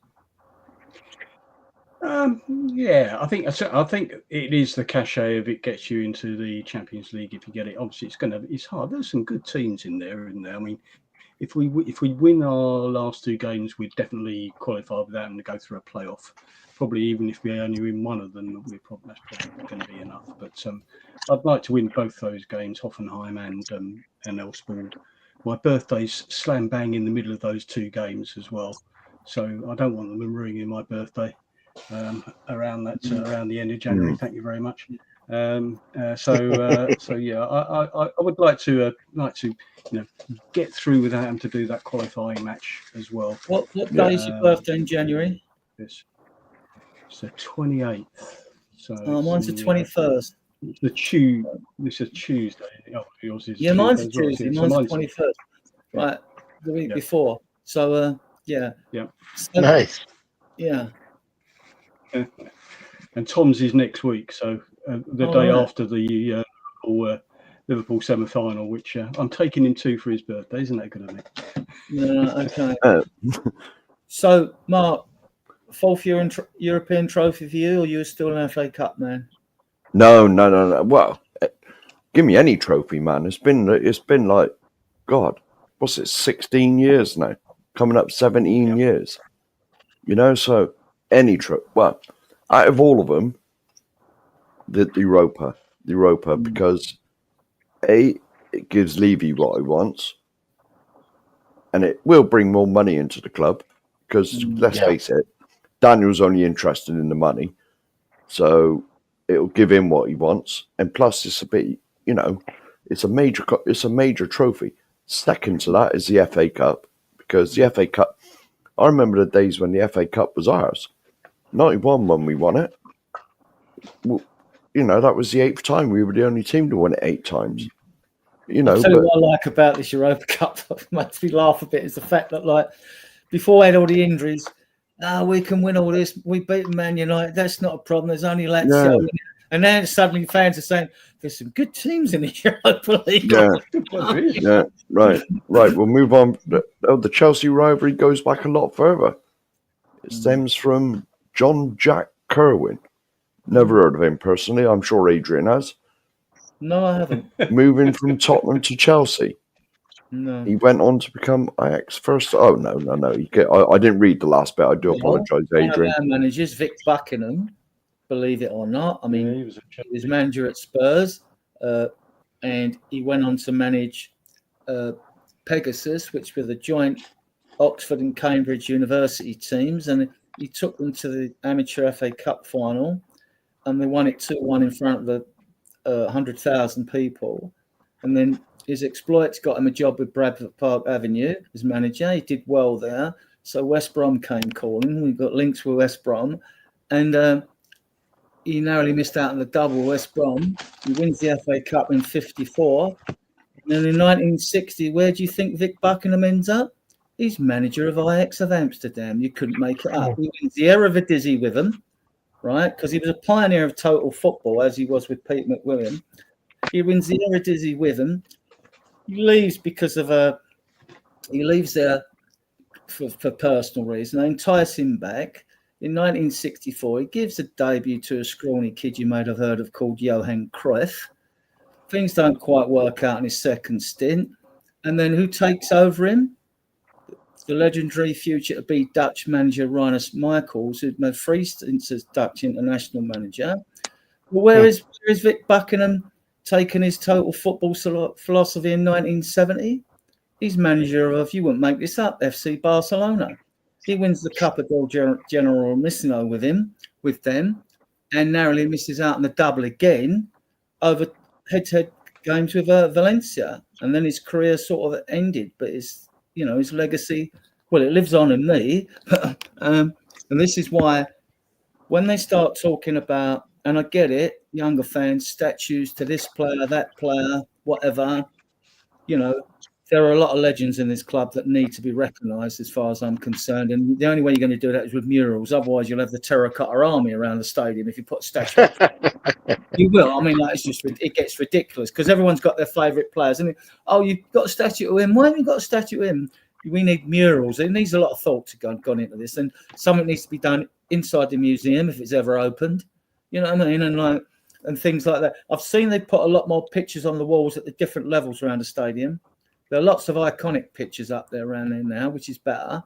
So they are doing stuff, you know what I mean? But a lot more needs to be done. Yeah. Right. Another question, Adrian. Do you think we can win the Europa League? Yeah, I think we're going to win it. I feel strongly about it. In fact, I dreamt we won a trophy this year. So if you think it's a small bet, But no, I think this is going to... We get players back, turn this around. I mean, it's the 3 cup competitions we go for. I mean, I'd rather us, if it meant we should either finish halfway and we should be able to get 6th, right, when everyone's back.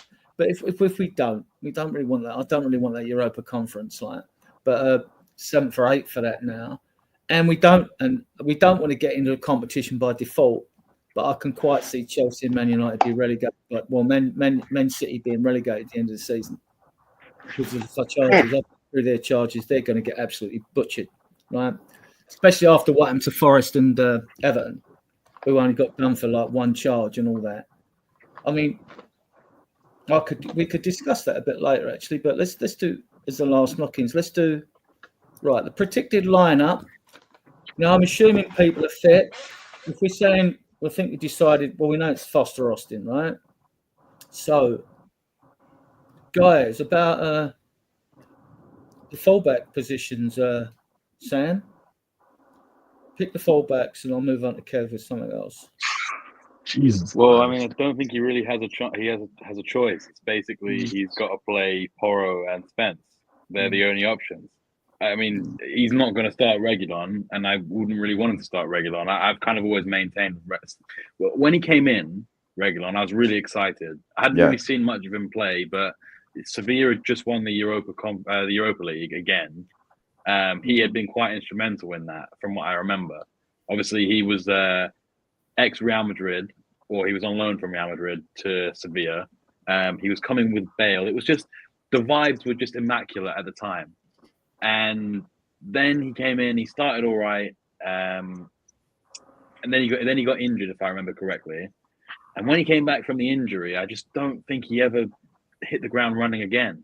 And look, I know maybe it's harsh, but I thought he was pretty woeful in the Wolves game when he came on. Defensively, he was all right. Yeah. But going forward, he was terrible. And some of his passes looked like they were being made by a 7-year-old. He couldn't even pass it like sort of 8 yards. His crossing was really bad. And look, maybe this is the kind of stuff that comes back to you once you've sort of you've played a bit more football. But look, Reguilon would be the one for me that I would let go. One of the guys was saying earlier about, you know, would Palace be open to swapping Reguilon for Mitchell? And Reguilon's always maintained the reason that he hasn't left is because he wants to play in Europe. He wants European football. And so I don't see that happening either. But I just think I don't understand why Ange hasn't integrated him sooner, considering how limited we are at fullbacks and left-sided players in general. But at this point, he's just there as a precaution for me. I wouldn't want him starting games. Yeah, Kev, there were rumours about Reguilon's attitude and a bit of the party animal with a couple of others. I don't know if it was during COVID and all that. And I don't know if he's really, really deep down, you know, pissed the management team off. I wanted to see a bit more of him. I hadn't seen enough to really form an opinion. It's too small a sample what I see of him playing. He did look a bit suspect defensively. Good going forward. What's your take on? I mean, I wouldn't disagree with what Sam said in terms of passing, but we had a lot of players not passing properly in Wolves game and in other games, and personally, I know there was a big debate about whether you took Basuma or Bentancur off. We were baying for Basuma to be taken off at half time around where I was sitting because he was having a nightmare against Wolves, and I would have taken him off then. He's such a frustrating player in those sort of things. But in terms of fullbacks, I think it's got to be Porro and Spence almost certainly will play, and in that respect, I think it's unfortunate. Spence was stupid getting his bloody red card as well, wasn't he? But it's unfortunate for him. He'll have to play left back. But that's the way it goes, isn't it? Centre backs, Mark. Have we got any choice here? Well, we're just going back to the fullbacks. Let's face it, Spence is the only natural fullback we got, because all the rest of them were wing backs. They were bought for Conte and the 5 at the back system. I'm not sure about Reguilon, but certainly Porro and Udogie were both wing backs. And this is why, in my opinion, it's only my opinion, this is why they're both suspect at defending, is because in a wing-back system, you're not really charged. We are charged with defending, but not as much as if you're a full-back. You know, you're more charged with going the other way up the pitch, rather than like what's coming at you from the back.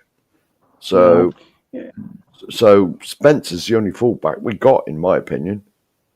True full-back.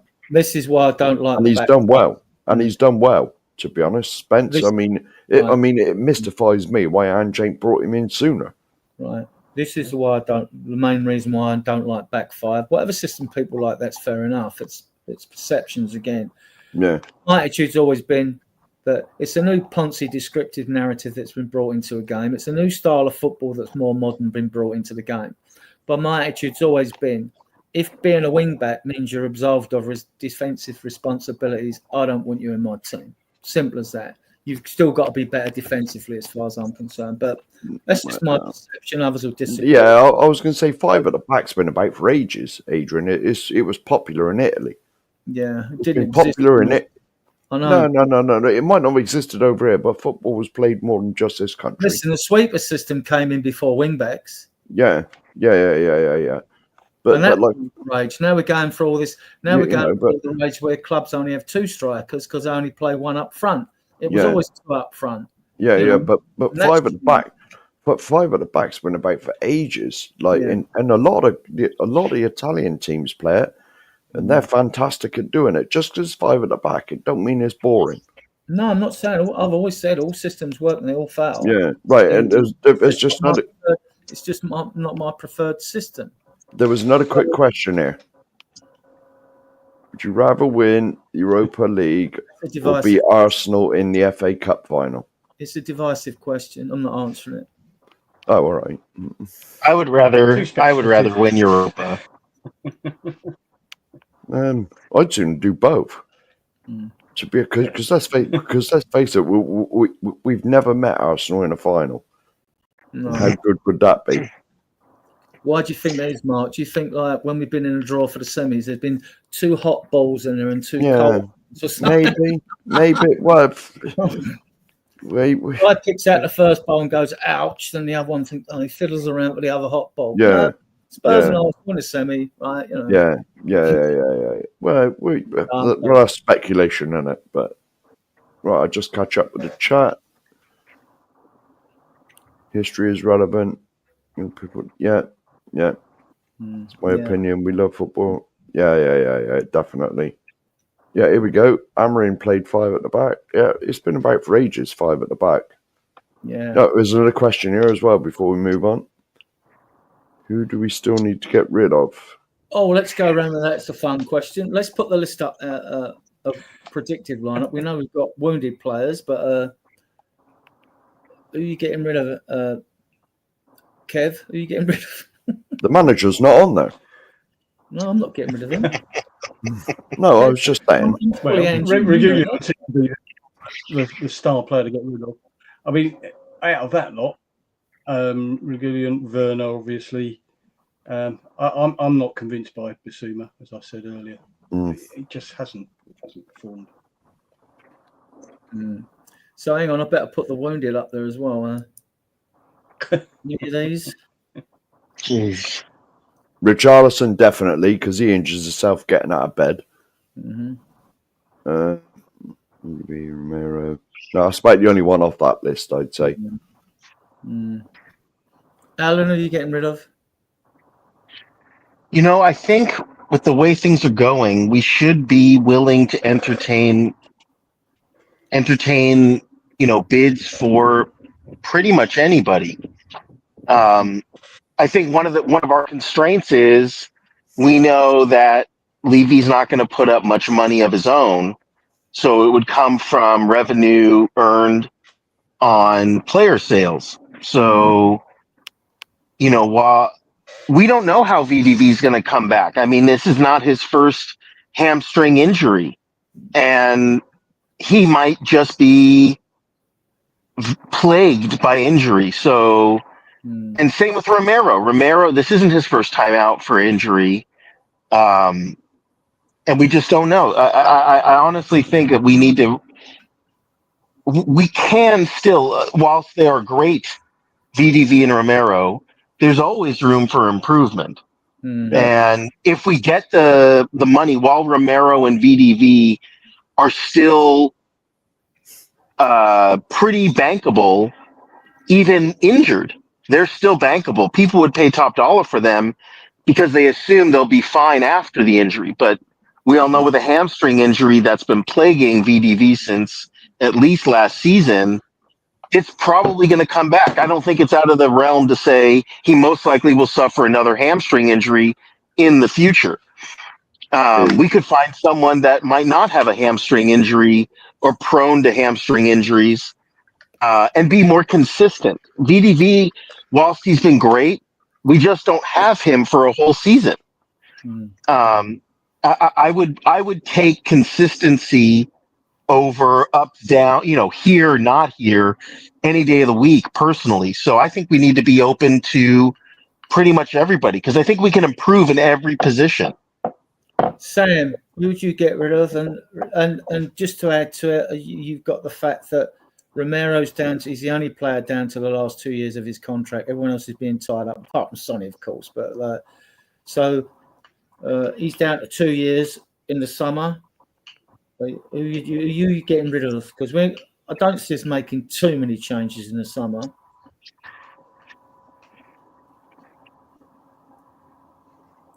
You're on mute, I think. Yeah, sorry. Before because a siren went by before, so I wanted to just mute it. Before I say that, I just wanted to go back on one thing that Alan said there.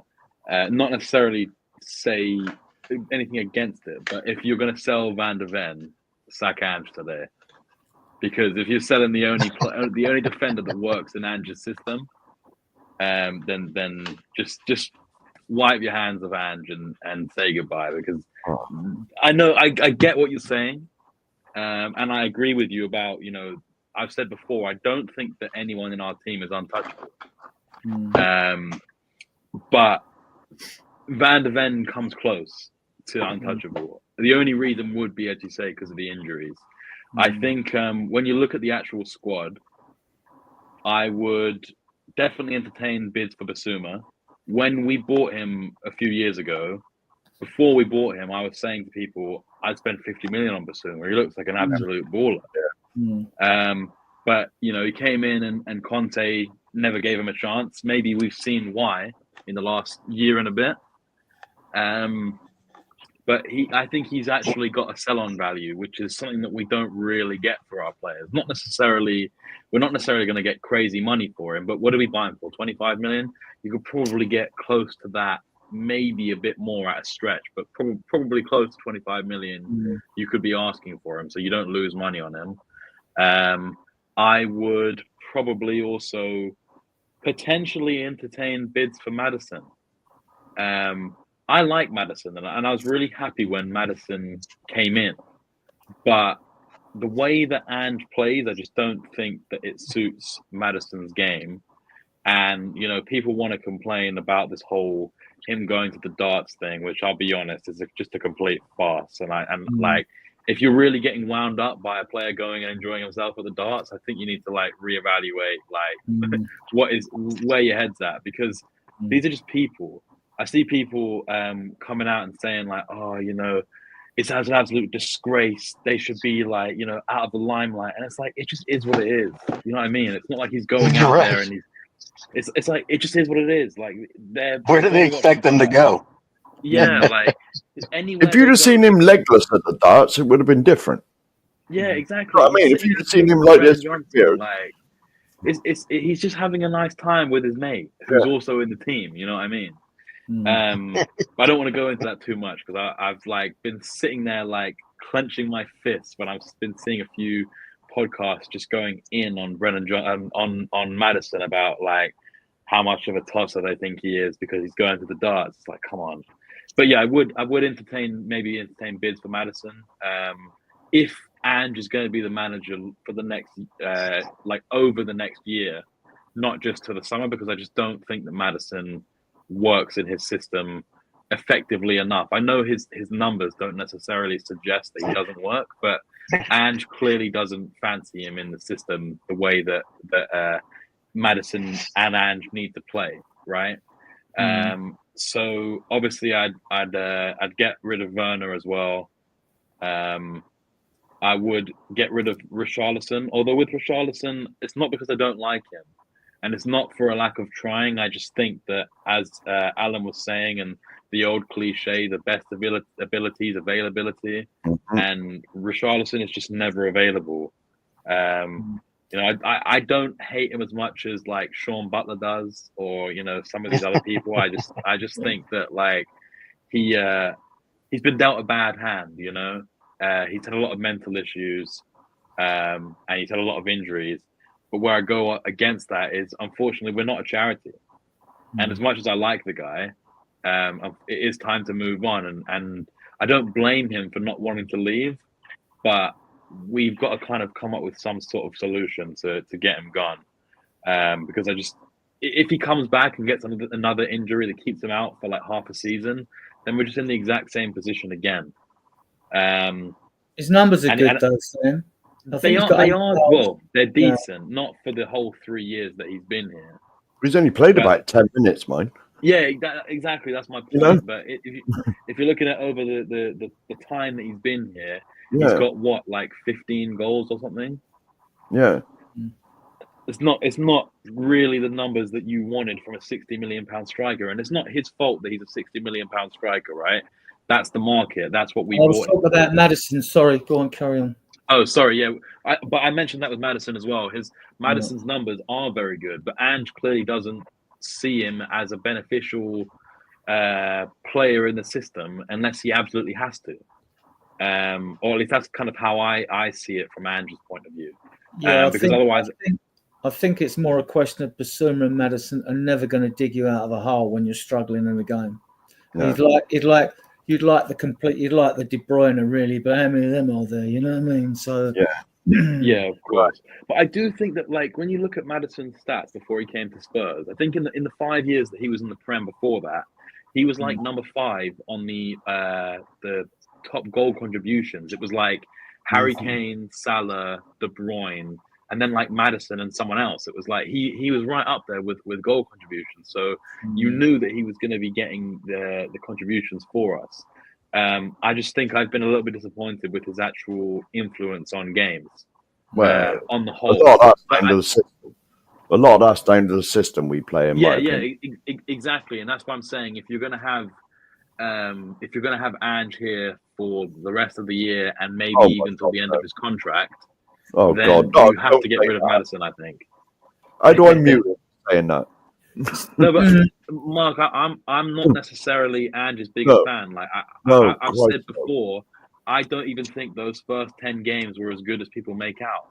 I think that we got out of we managed to sort of dig ourselves out of quite a few of those games. But I also don't subscribe to the sort of ultra positive view that we have to keep Ange because we can't go through another rebuild.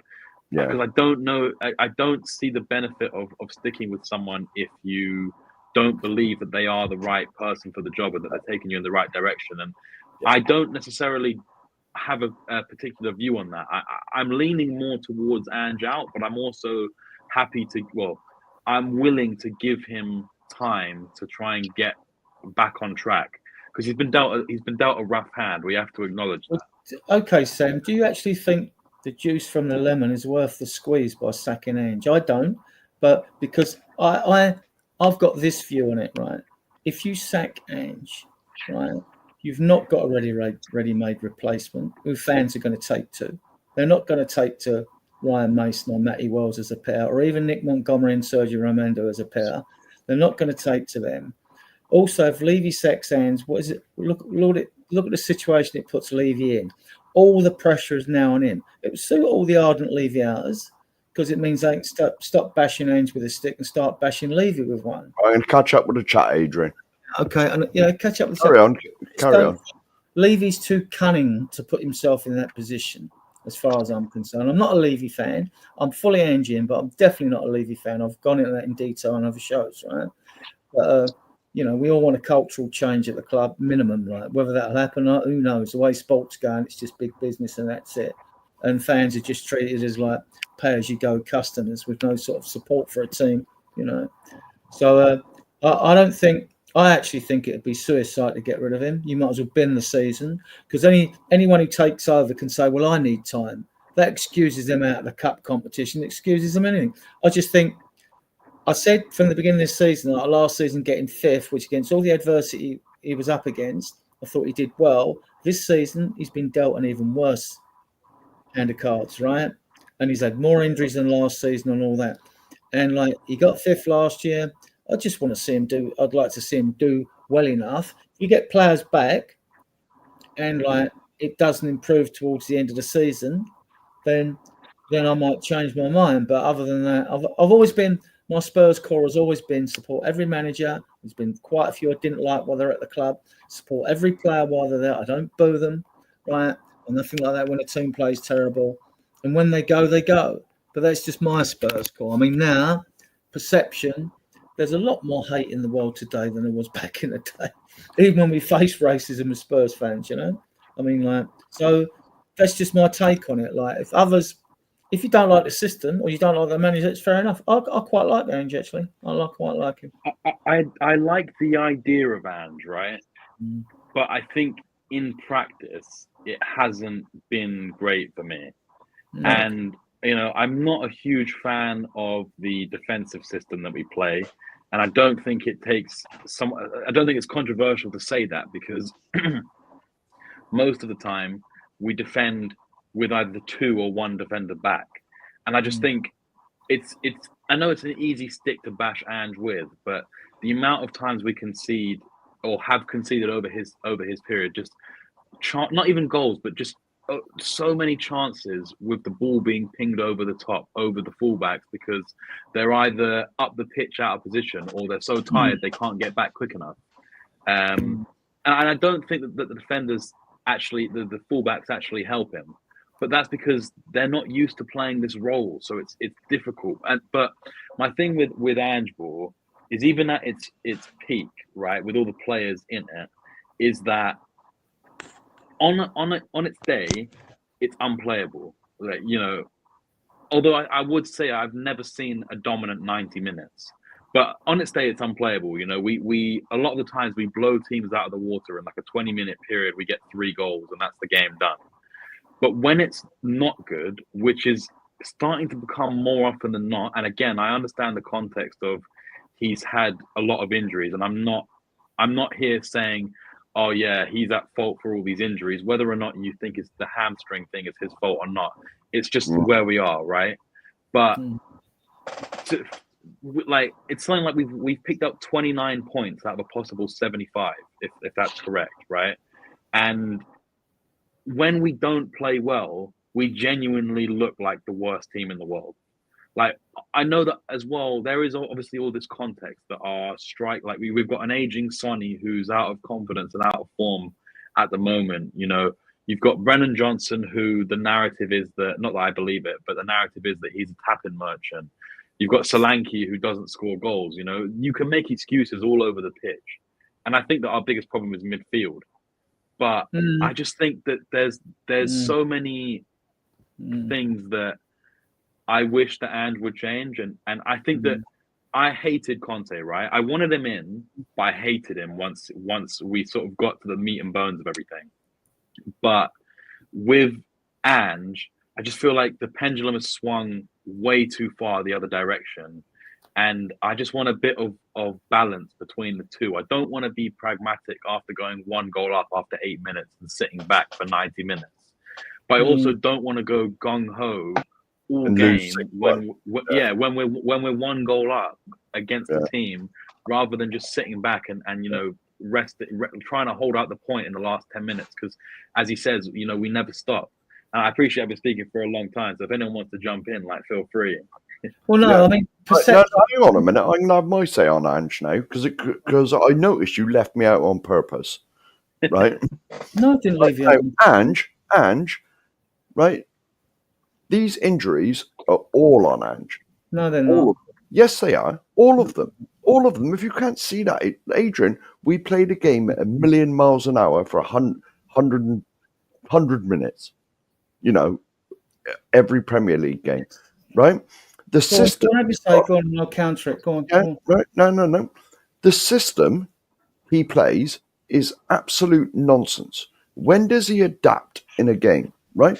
We play the same way when we beat Southampton 5-0. Yes, that's brilliant. When it works, it works. But he played exactly the same system against Liverpool. And what happened in that game? Right? He will not adapt for love nor money. right? It's like I said it on this show. When it was 2-1, right? When we scored, we were 2-0 down against Liverpool, and Maddison scored to make it 2-1, right?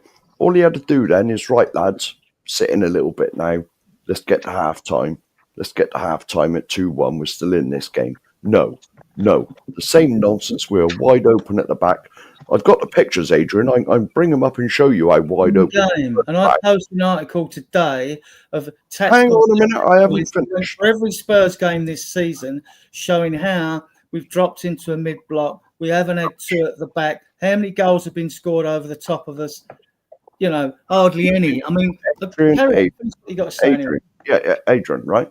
So instead of just sitting there and taking the 2-1 at halftime, oh, no. We go gung-ho. They get a third before halftime. The game was written off.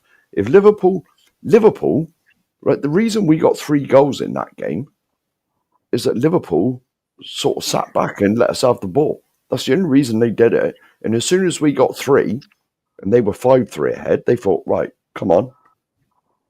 Like, and they scored a 6th to really make the game over. If Liverpool wanted in that game, they could have scored 10, 15, insert number. You can insert any number. I'm hearing for the if Liverpool were on it for the whole 90 minutes, we'd have lost 10 easily. The system, Adrian, clearly isn't working. It doesn't work, right? It doesn't work, Adrian.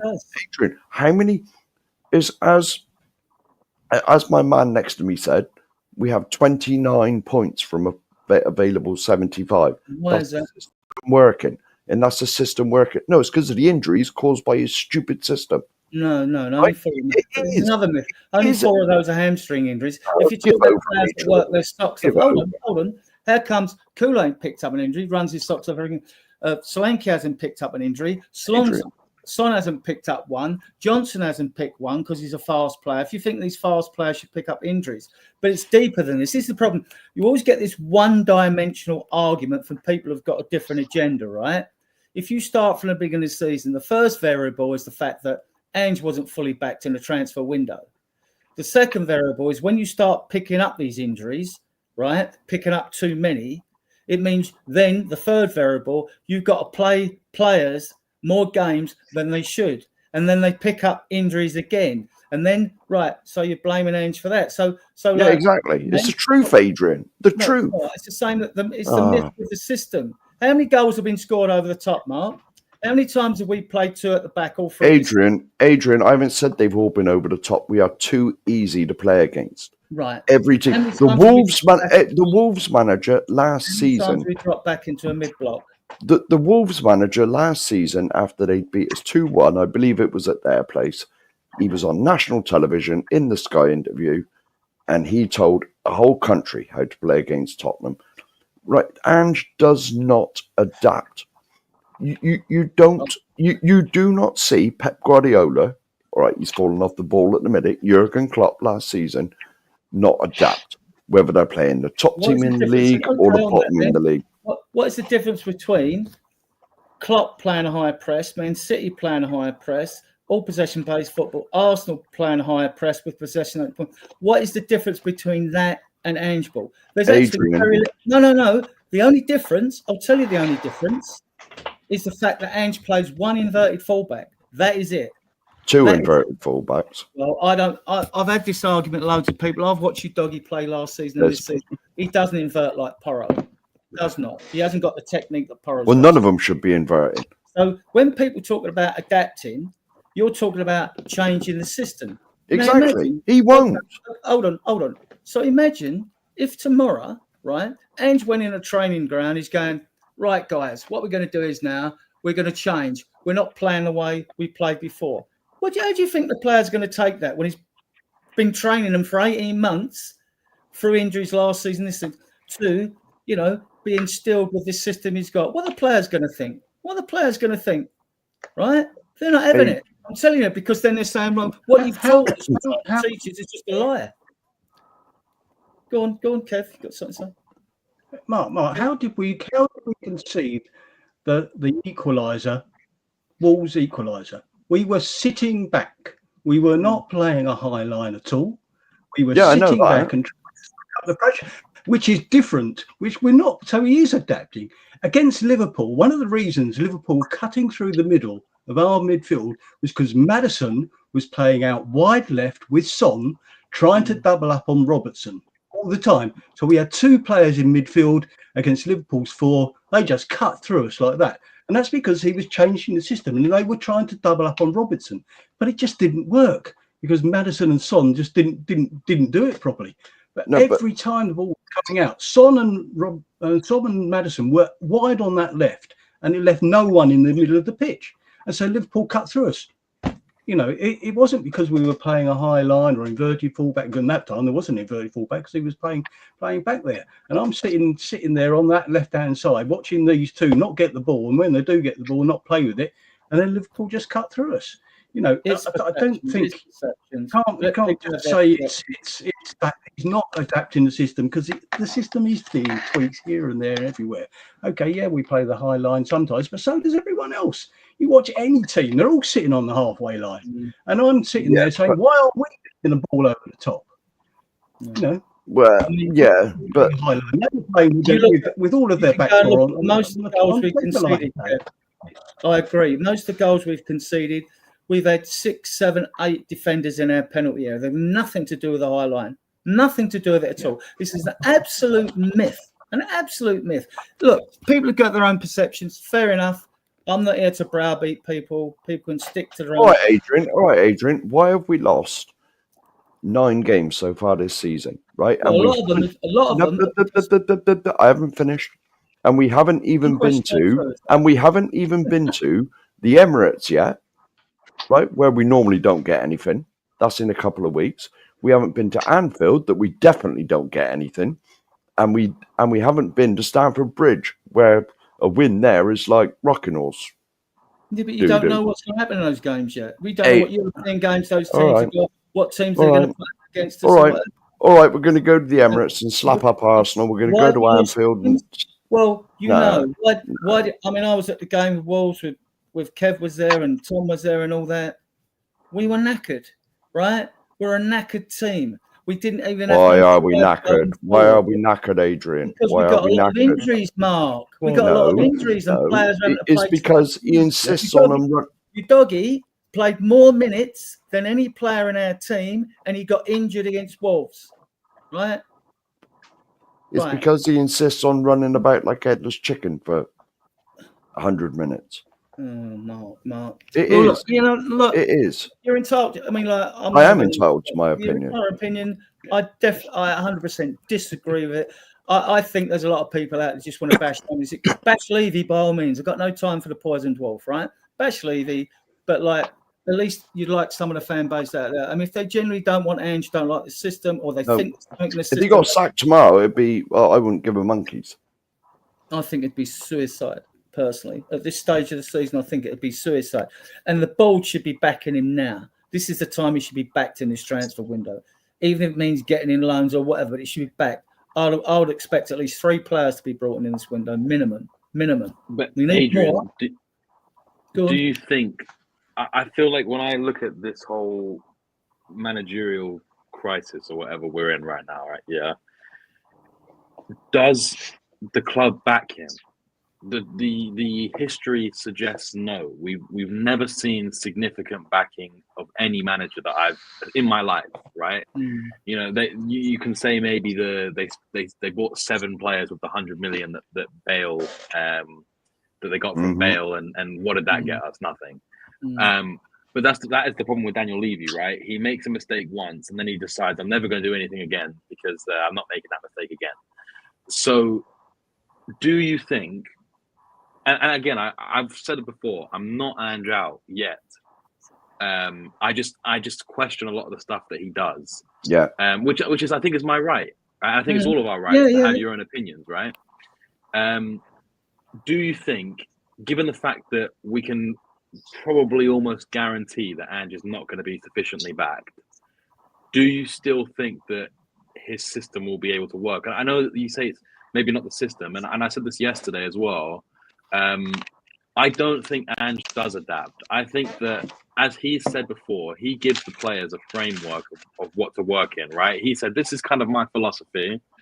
Now, you guys can do whatever you want, which is why we saw, not whatever you want, but you know what I mean? That's why we saw last season, we saw Romero basically playing striker for a handful of games because he felt like that was what was best for the team at the moment, or at least best for him. And against Arsenal, he was probably our best player and could have had a hat-trick. But, you know, in the Wolves game, I wouldn't say that Ange... Eugene saying I'm in his head. I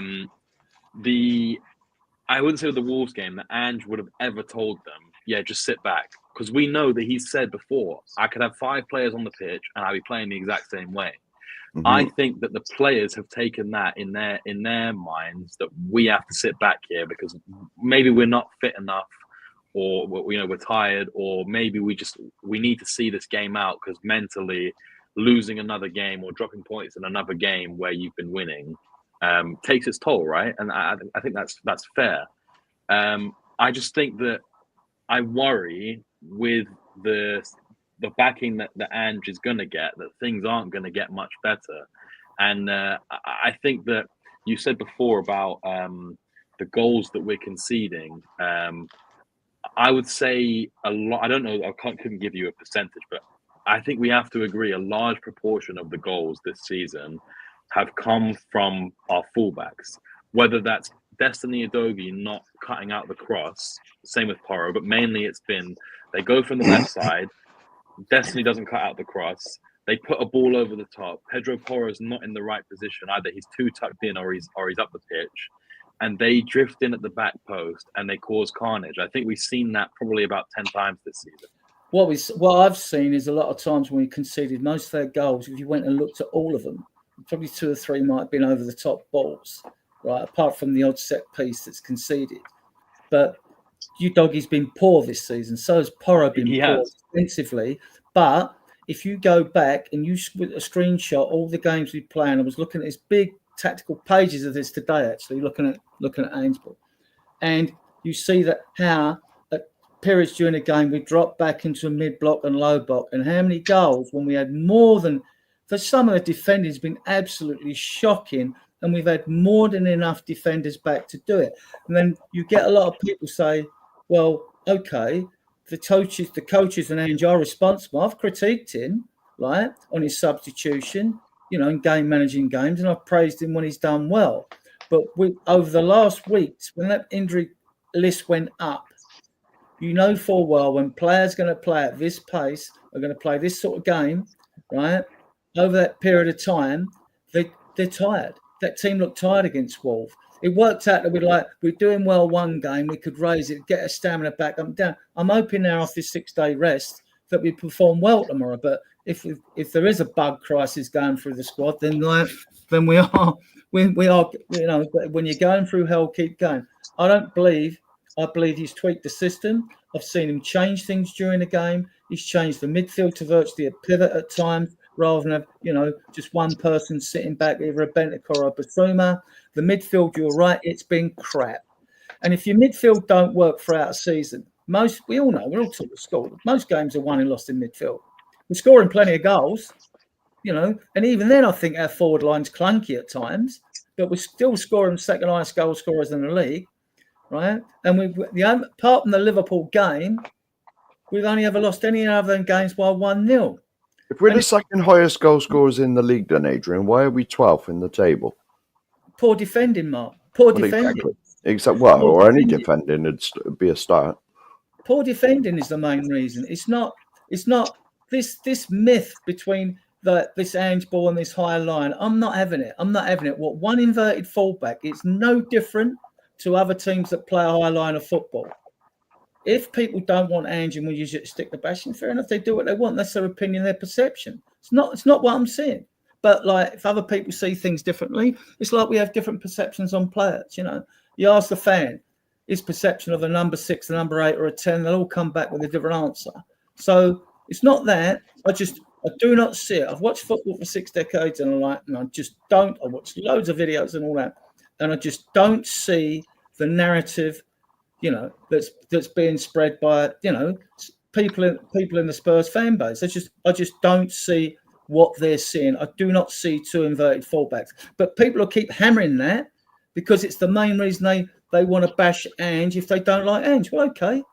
But at the end of the day, none of us are going to have a decision whether he stays or goes. It don't matter. You know, I mean, fan base could have a say in the stadium if it went really toxic inside the stadium. But like, we're not going to have a say in it. But I you know, he gets players back, and like our league form should improve, results should improve, right? But we will see. We will see. I don't see much difference between teams that play a higher line and what Ange plays. Seriously, I don't. But if people disagree with me, that's fair enough.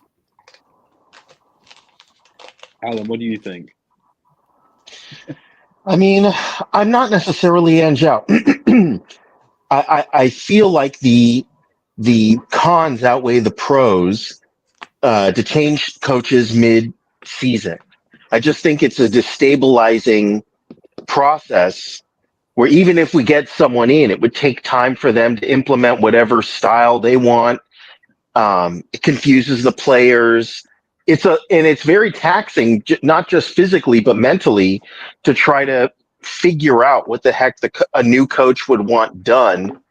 I just don't see it being any better in the short term if we get rid of Ange now.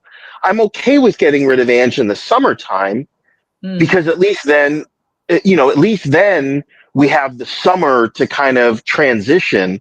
But right now, or any time between now and the end of the season, I just feel like it does more negative than it does positive for our players than if we were to switch coaches and expect great things from them right from the get-go. And conversely, I know with Ange's system seems like it needs a very specific kind of player. And I think that's my only concern about Ange's system is if it really does require that kind of niche player who can run for 90 minutes without stopping pretty much, then I question, because I don't know that he's going to get the players he needs from Levy. I don't know that this is the right match. Having nothing to do with Ange's system being right or wrong, I just don't know that he's going to get the backing necessary to get the players that he truly needs for his system in order to succeed. And in that respect, I can only hold Ange only so responsible where I know the responsibility falls to Levy. But, Ange not adapting, I'm not sure if it's even Ange, because the players seem to be adapting on their own. Because Ange really doesn't do, from what I understand, he's not like he watches from the TV on the practices, and he really doesn't say a whole lot of stuff during game. So it's a lot of it he puts on the players. So Al, just on that point, before Ange come to the club, you can go and watch Ange coaching players in his videos. There are ones out that we all went and looked when he came in. Maybe he's got 6 coaches, so obviously they'll obviously be given designations to do what. You've got Serge Romendo and you've got Nick Montgomery. Then you've got Matty Wells and Ryan Mason, the 2 ex-Spurs players. Then you've got Milo Jedinick. That's 5 first-team coaches. And then you've got Rob Burke, who's the goalkeeping coach, right? So what are his coaches for? I mean, he used them. This is like saying, he doesn't talk to his coaches about what he's watching and what he's saying. I mean, I'm not having that. I'm just because you've got the coaches don't go out and we're running a team, sod the manager. I mean, they've got to be under some sort of instruction and list of what we want to do. We have seen slight improvements in free kicks, defending corners and things like that. You can see a set play when you see one. See the odd one, not too many. I still think we're an absolute joke at throw-ins, right? But no, I'm not having that. This is another, it's like a sneer. Critique the man when he makes bad game managing. Critique it when he gets his team selection wrong. Fine. If you don't like the system, come out and explain, right, why we're conceding the goals. Because we've lost the game, so you're not happy, right? And then explain to me, well, isn't it just shocking defending? When you've seen some of the goals we've conceded this season in the penalty area, there's about 15 scored in the left-hand side of our goal mouth. And I was keeping I've stopped doing it before the Liverpool game, and like someone alluded to Porro, and Porro is defensively he's gone backwards, right? Definitely wasn't fit at the beginning of the season. He had the injury. He's come back, had to play, you know. So then Ange should be saying to, like, you know, this is January, you know, but he can't really come around and say to the board, well, you know, you haven't backed me enough in the summer. We know he hadn't. We know he didn't bring in enough experience in the summer. We all knew we needed a left back. I wanted a left back and Ezzy. I went on and on and on about a left back and Ezzy, and like, you know, all right, we got some good kids in that weren't oven ready, but this is a contributing factor when people are now saying, oh, there ain't enough experience. I wish those people were complaining in January, in the summer, you know, rather. All right, Adrian, the last thing I'll say about Ange. Go on. Right, why, when we played Chelsea and people were questioning him and the media were all stirring about like he's going to be sacked and that, did he play Mickey van der Ven and Romero together? That didn't just come. Well, they weren't even fit. Let's face it, because Romero only lasted 20 minutes and he was gone. And then a bit further on in the game, Mickey van der Ven broke down again. And so, why did he do that? That's negligence, in my opinion. Because Ben Davis and Dragerson was both there. All right. This is another thing, right? Which happened. All the sneering about what the manager gets right and gets wrong. Now, one thing, no one knows what the situation was with Romero and VDV.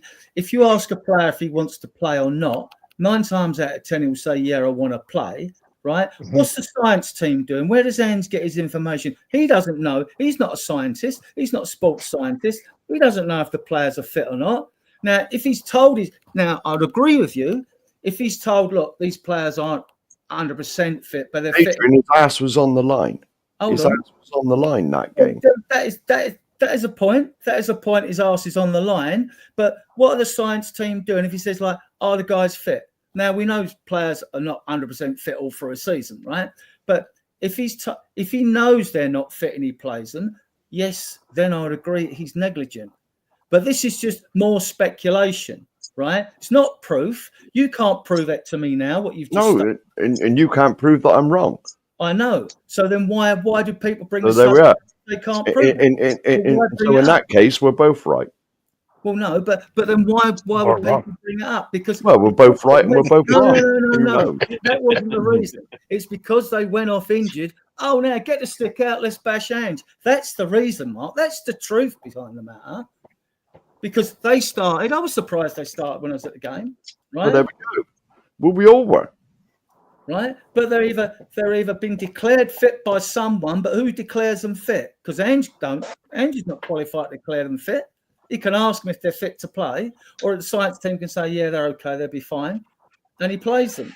He'll take the responsibility because he's the manager who's picked the team. He's got to take the responsibility, but we don't know this. This is what gets me about. Look, if it's justified critique, I won't defend the indefensible, never, right? But a lot of this speculation and rumor is people like to pick up on it because they have an agenda for doing that, right?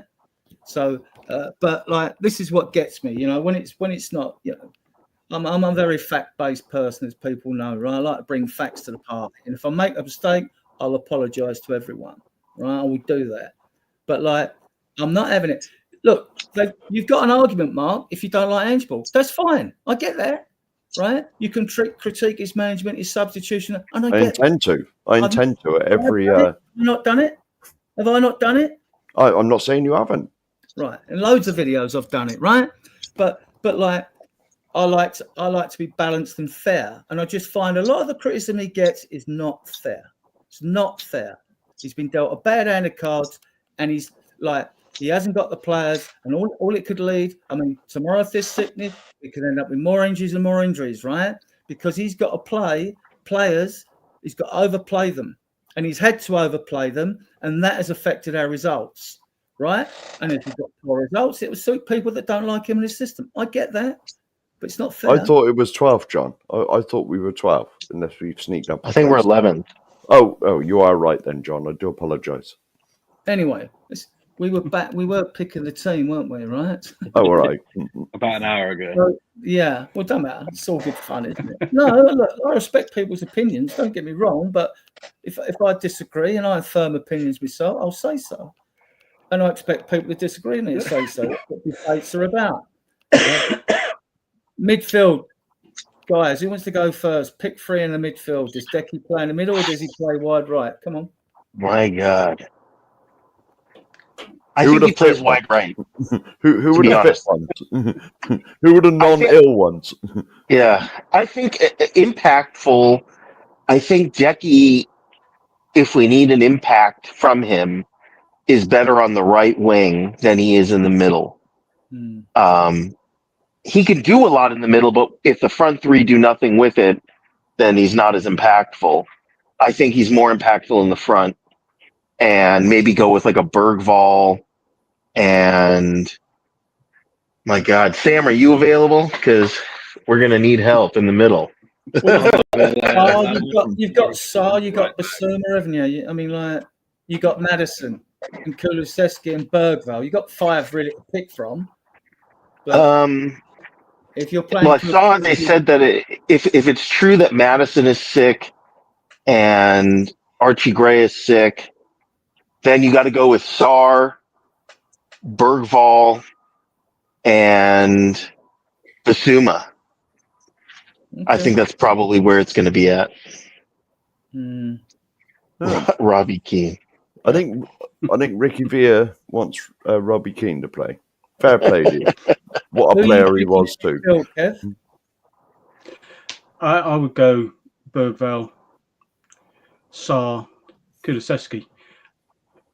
A lot depends on who's playing in defence as well. But I think we need Kulu in the middle. I think. I'm probably disagreeing with the previous speaker.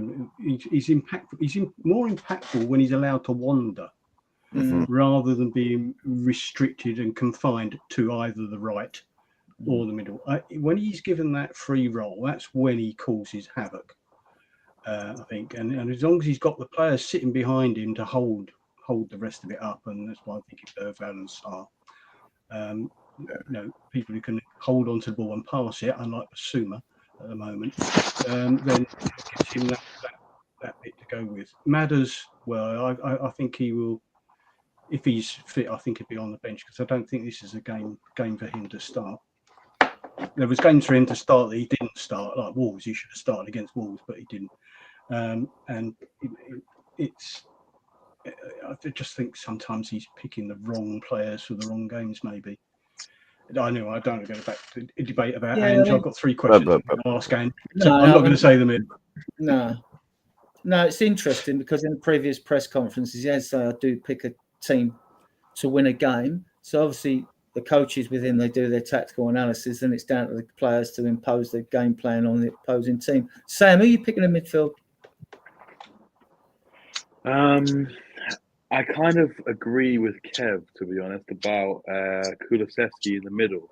But then I agree with Alan that I think that Kulusevski will start on the right. In the Newcastle game at the start of the season, when we played them at their ground, when he brought Brennan Johnson off the bench, the game changed for us. And that impact from Brennan, I think, off the bench will be important for us rather than having him starting. But I agree with Kev about Kulu in the free role. I think that because Newcastle play, they'll low block us and they'll hit us on the counter, right? They're going to play a very strong physical midfield of Joelinton, Tonali and Guimaraes, exactly. And I think that basically they will man mark our players, our attackers. And I think that when you allow Kulu to start on the right and drift in the middle, that pulls people out of position. And then it's onto the other team to have to make the decision to follow certain players, right? If their role is, let's say Guimaraes' role is to be on Kulusevski, for example, right? Or maybe it will be Joelinton, but whoever, they have to then follow, and it's on someone else to fill that space. And I think that I've probably said this more than anything else since I've been doing podcasts, but under Pochettino, when we had the front three, well, the three behind Kane of Son, Eriksen, and Dele, they interchanged all the time. And it was really difficult for teams to pick up players because you didn't know if Son was going to be on the right or if Dele was going to be on the left or whoever was here or there anywhere. And I really think that Maddison could be a bit of an enigma on the wing. Because I don't subscribe to the idea that you have to have a lot of pace to be a great winger. Look, obviously pace helps, right? But I think that aside from the goals, I think that Brennan Johnson is kind of an example of why having bundles of pace is not the answer to everything, right? And again, I said before, I don't think that Johnson's a bad player. I just think that he's not necessarily a skillful player. And I think that Maddison, if he can work himself a little bit of space, he will deliver a ball better than any of the other wingers can. And that's when you need Solanke to be crashing the box. And maybe I'm jumping a little bit ahead with saying other players. I feel like the front three kind of picks itself. But I think that I definitely play Sarr because I think he'll be crucial for the midfield. Because his energy is unmatched, and we saw in that game against them in the start of the season, they had that one ball, we miss one press trigger, and they play one ball over the top and they score, right? And they win the game 2-1. So I definitely would be starting Sarr because I think that his energy and his strength in the middle, as well as his ability to pick a pass. Like I've criticized Sarr's passing ability from time to time. I feel like he's not creative enough, but he is able to spread the play, and that's what I think that Højbjerg used to do that I never really saw any other Spurs midfielder under Ange do, which was try and actually switch the play. But I think that Sarr in the last half a season has actually shown that he has learned, or he can switch the play, which I think is going to be important for us to try and get in behind them quickly. And then you don't really have a choice of who you're starting as the sixth. It has to be Basuma because Bentancur's injured, he's suspended like a clown. And then it's whether you're going to risk playing Bergvall or you play Maddison. I think it has to be Bergvall. It has to be Maddison. And you bring Bergvall off the bench later on if you need something. And realistically, he probably will play. But I do think that he starts Kulusevski on the right, and that's why I'm not including him in the midfield. I think that Maddison will have to start. This is obviously if he's fit. If he's not fit, then I think he's got no choice. Yeah, we're assuming these players are fit, Sam, aren't we? Yeah, so exactly. Put it that way. So, Mark, who's your midfield three? No, Sarr, definitely. He's been... I know when this channel first started, Adrian, I said that Sarr ran about a lot and didn't do much. But now he's a little bit older and he seems to have learnt the game. And, he's maturing now. Sarr has got to be one of the first names on the team sheet these days, in my opinion, without a shadow of a doubt.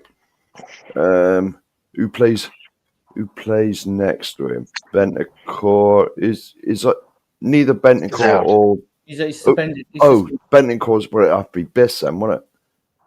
Basuma next to him, and personally, I'd put Kulu because Kulu, right?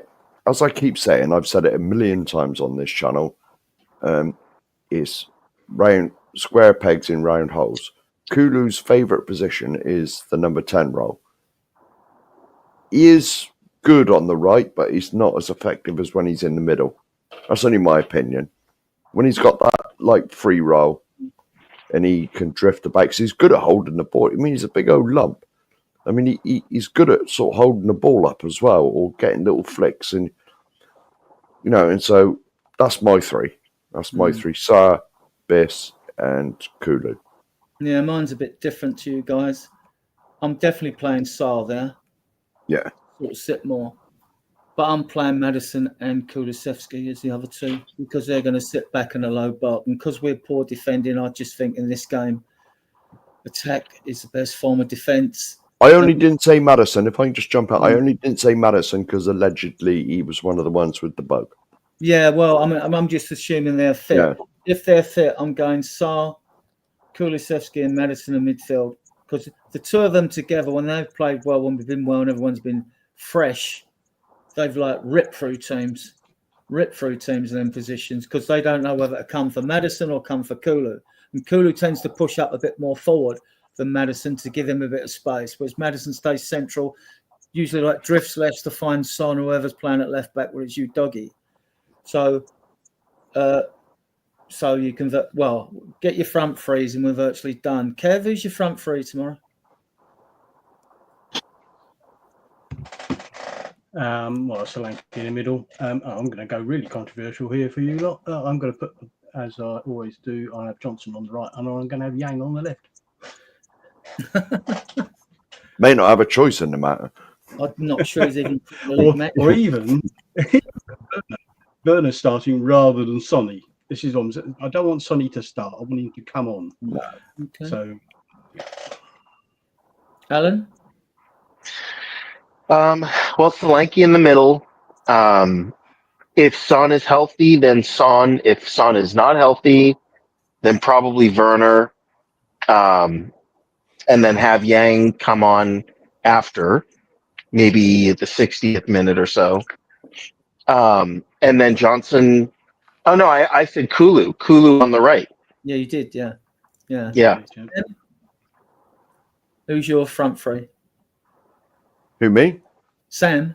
Oh, Sam. Oh, sorry. You cut out as you said the name. See, I'm not sure.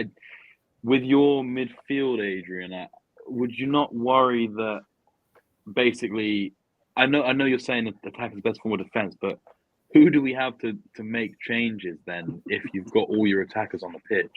If it's not working against them, and let's be honest, the fact that we're so tired means that it likely isn't going to work, right? I don't want to be negative, but I'm just, I'm trying to soften the blow for a potential drubbing tomorrow at home. And that's I don't blame Ange for that. I'm fed up with Basuma because he's so inconsistent. He's been crap, right? If Bentancur was available, I'd be playing him because, I really like the footballer. I thought he was getting back to his ACL best before he got that 7-game match ban.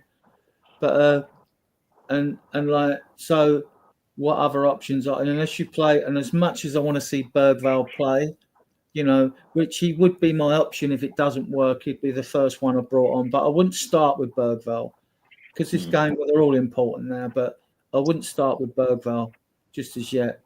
Although he does offer you something defensively as well, and Kulu does as well because Kulu can always drop back and help Sarr, right? But and then look, you want to be able to create. They sit in a low block. You've got to break it down. We've struggled. Well, we're going to have creative players, and that's why. Look, I'm not happy with Maddison's game. Some of these games he hasn't looked too good on the eye test. His actual goals and that are pretty good, but on the eye test, he's not going to dig you out of the hole. So, if Maddison weren't playing, I would be going Sarr, Bergvall, Kulusevski. But I'd just keep Bergvall on the bench. That's just me. Yeah, I'm going for the 3 players that scored the most goals, which are Son, Solanke, and Johnson. At least they've got goals under their belt, So yeah, I hear that. I'm going to go for my front three. I'm going to go controversial. I've already said Solanke, and I've already said Kulusevski on the right. I think I'd start Werner, not because I think he's good. I'll always like him for his boost gumps thing. He won me over with the boost gumps. But other than I just think that I don't want to drop Son, right? But his form is not warranting a start at the moment. But I still, even in bad form, I would still want to start Son over Werner. But as I said in the earlier part of the show, I just think Son is so tired. So if you give Werner 60 minutes and give Son the last half an hour just to run at Newcastle, I think that could bring us a bit it could be quite beneficial for us, especially if your subs are going to be, if you're going with what I said and you're playing Maddison in the middle, you take Maddison off and you take Werner off at the same time, you drop Kulu into the middle, and you bring on Son and Johnson on both wings. That's a real injection of pace, and just energy in general. And that could end up, if the game is if we're able to keep it tight, and that's a big if. That could end up being really big for us, I think. So I think, as much as I am reluctant to say I ever want to see Timo Werner start for Spurs, I think I would start Timo tomorrow. Yeah, it shows how short we are, doesn't it, really, when you got to start Werner? Yeah. Because he couldn't hit a cow's ass. No, he can't hit a cow's ass with a banjo, can he? I mean, like, he's like... And he only I can do that, Adrian. You start to get excited. Who hasn't said their front three? Kev? Did you give us your front three? Oh, I've done mine. All right. Alan, you done yours? Mark, you done yours? No, I haven't. And only I can hit a cow's ass with a banjo, because that's all we do round this way. Let's get that in there straight away. Right now.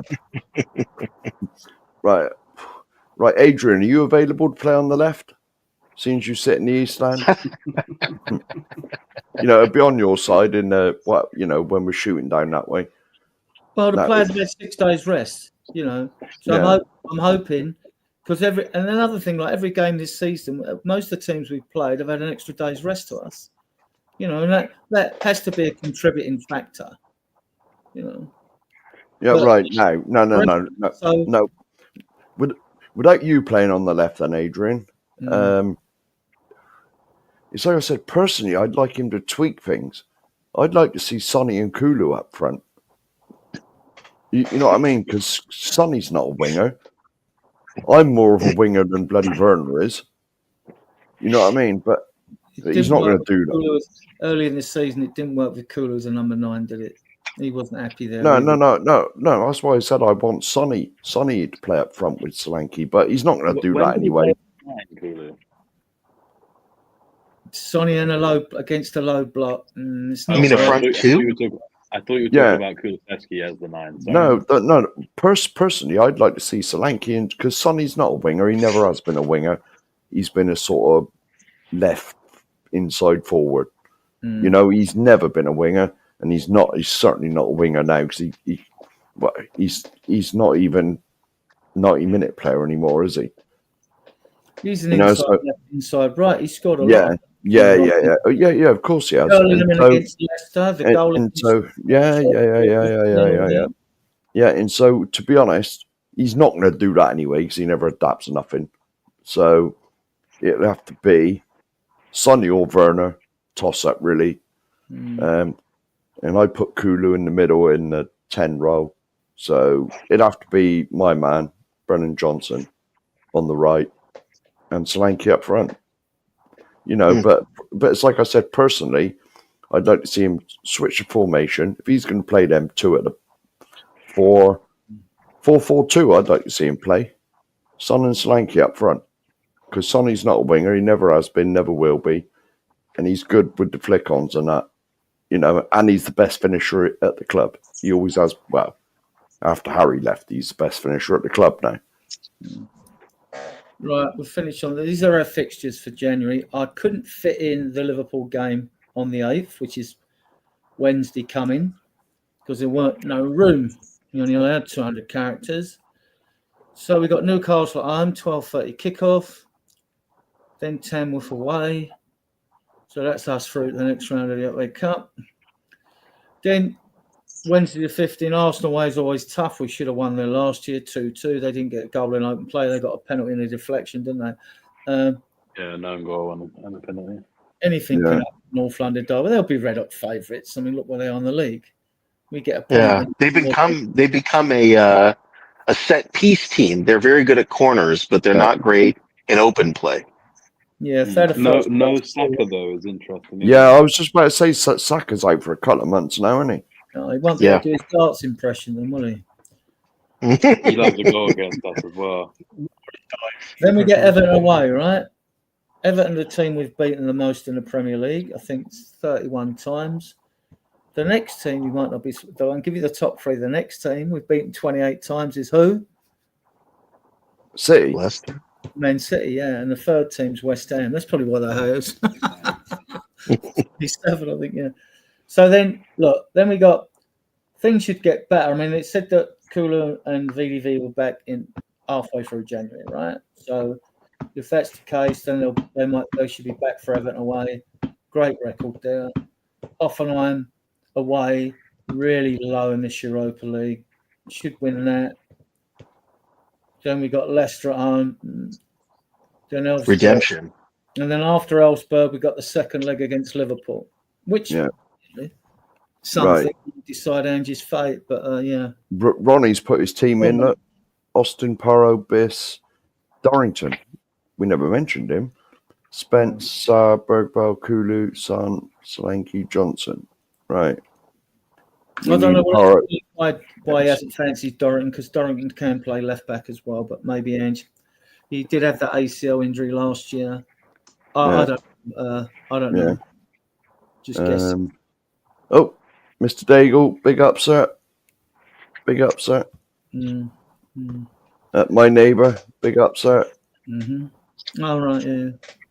Lancashire will need to be unleashed. Well, yeah. See, we never mentioned him, did we? But he's not going to start over Solanke. He's not going to start. No. If we're winning 4-0, he hasn't played since his red card, right? If we're winning 4-0, not even 3-0, with about 20 minutes to go, a handful of minutes against Southampton, I think, Alan. Yeah.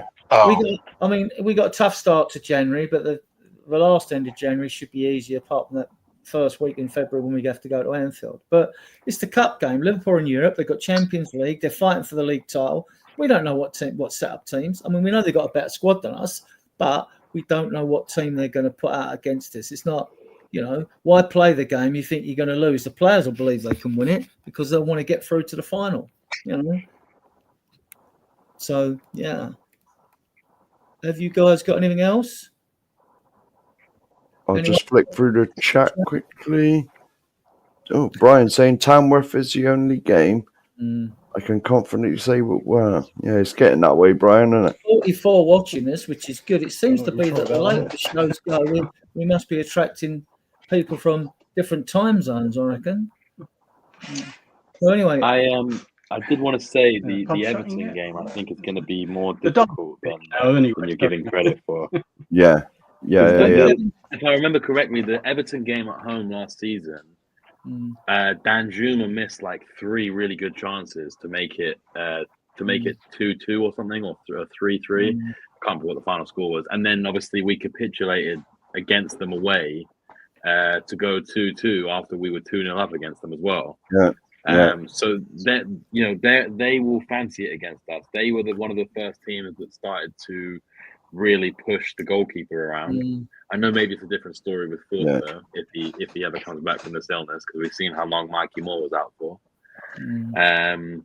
But yeah, I mean, Everton could be a spanner in the works, and I hate to say it, but I sadly agree with Daigle, because I struggle to see where the wins come from. Plus, Everton, they've just been taken over, aren't they? And they've seemed to have picked up a bit of form since that news has been announced. Well, Newcastle have won the last 5 and now, something like that. They're unbeaten. I haven't got, but the fact we got Newcastle, then we got Liverpool, right?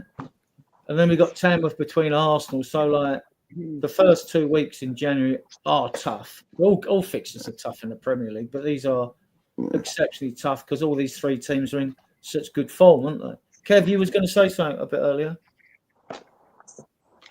I can't remember what it was now.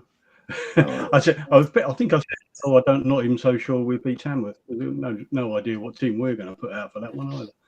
Yeah, but Tamworth might play a weakened side because they might be in like an amateur cup or something like that. No. I have inside information on Tamworth. Yeovil drew their 0-0 earlier in the year. Okay. And we had a player sent off. And we scraped the point now. Right, guys. I'll see my guests in the back room afterwards. I want to thank them for coming. Go on. It's been a good show, guys. I like a bit of passion now and again. It's all good. I will wish you a happy new year to those of you viewing us as well, and to those in the chat. If you like our content, we're a pretty chill channel, discerning, mature, and sensible channel. Allegedly. We take pride in, right? And we do discuss everything, right? We don't balk against any subject. Our shows go out every Tuesday, Friday, and Sunday at 8 o'clock. I should be doing this Sunday show. Going to put up. Ian's doing Tuesday this week because he's got Sean Butler on. They're discussing all the financial situations regarding Spurs, investors, takeovers, or whatever. Sean, he's very good at that. If I can find the banner, I'll show it up. And I will be promoting it Sunday as well. Oh, right, it's this one, isn't it?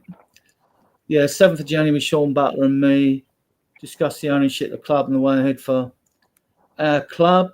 Yeah, so Sunday, post-match, it'll be post-match Newcastle, so it'll either be celebrations or meltdown time.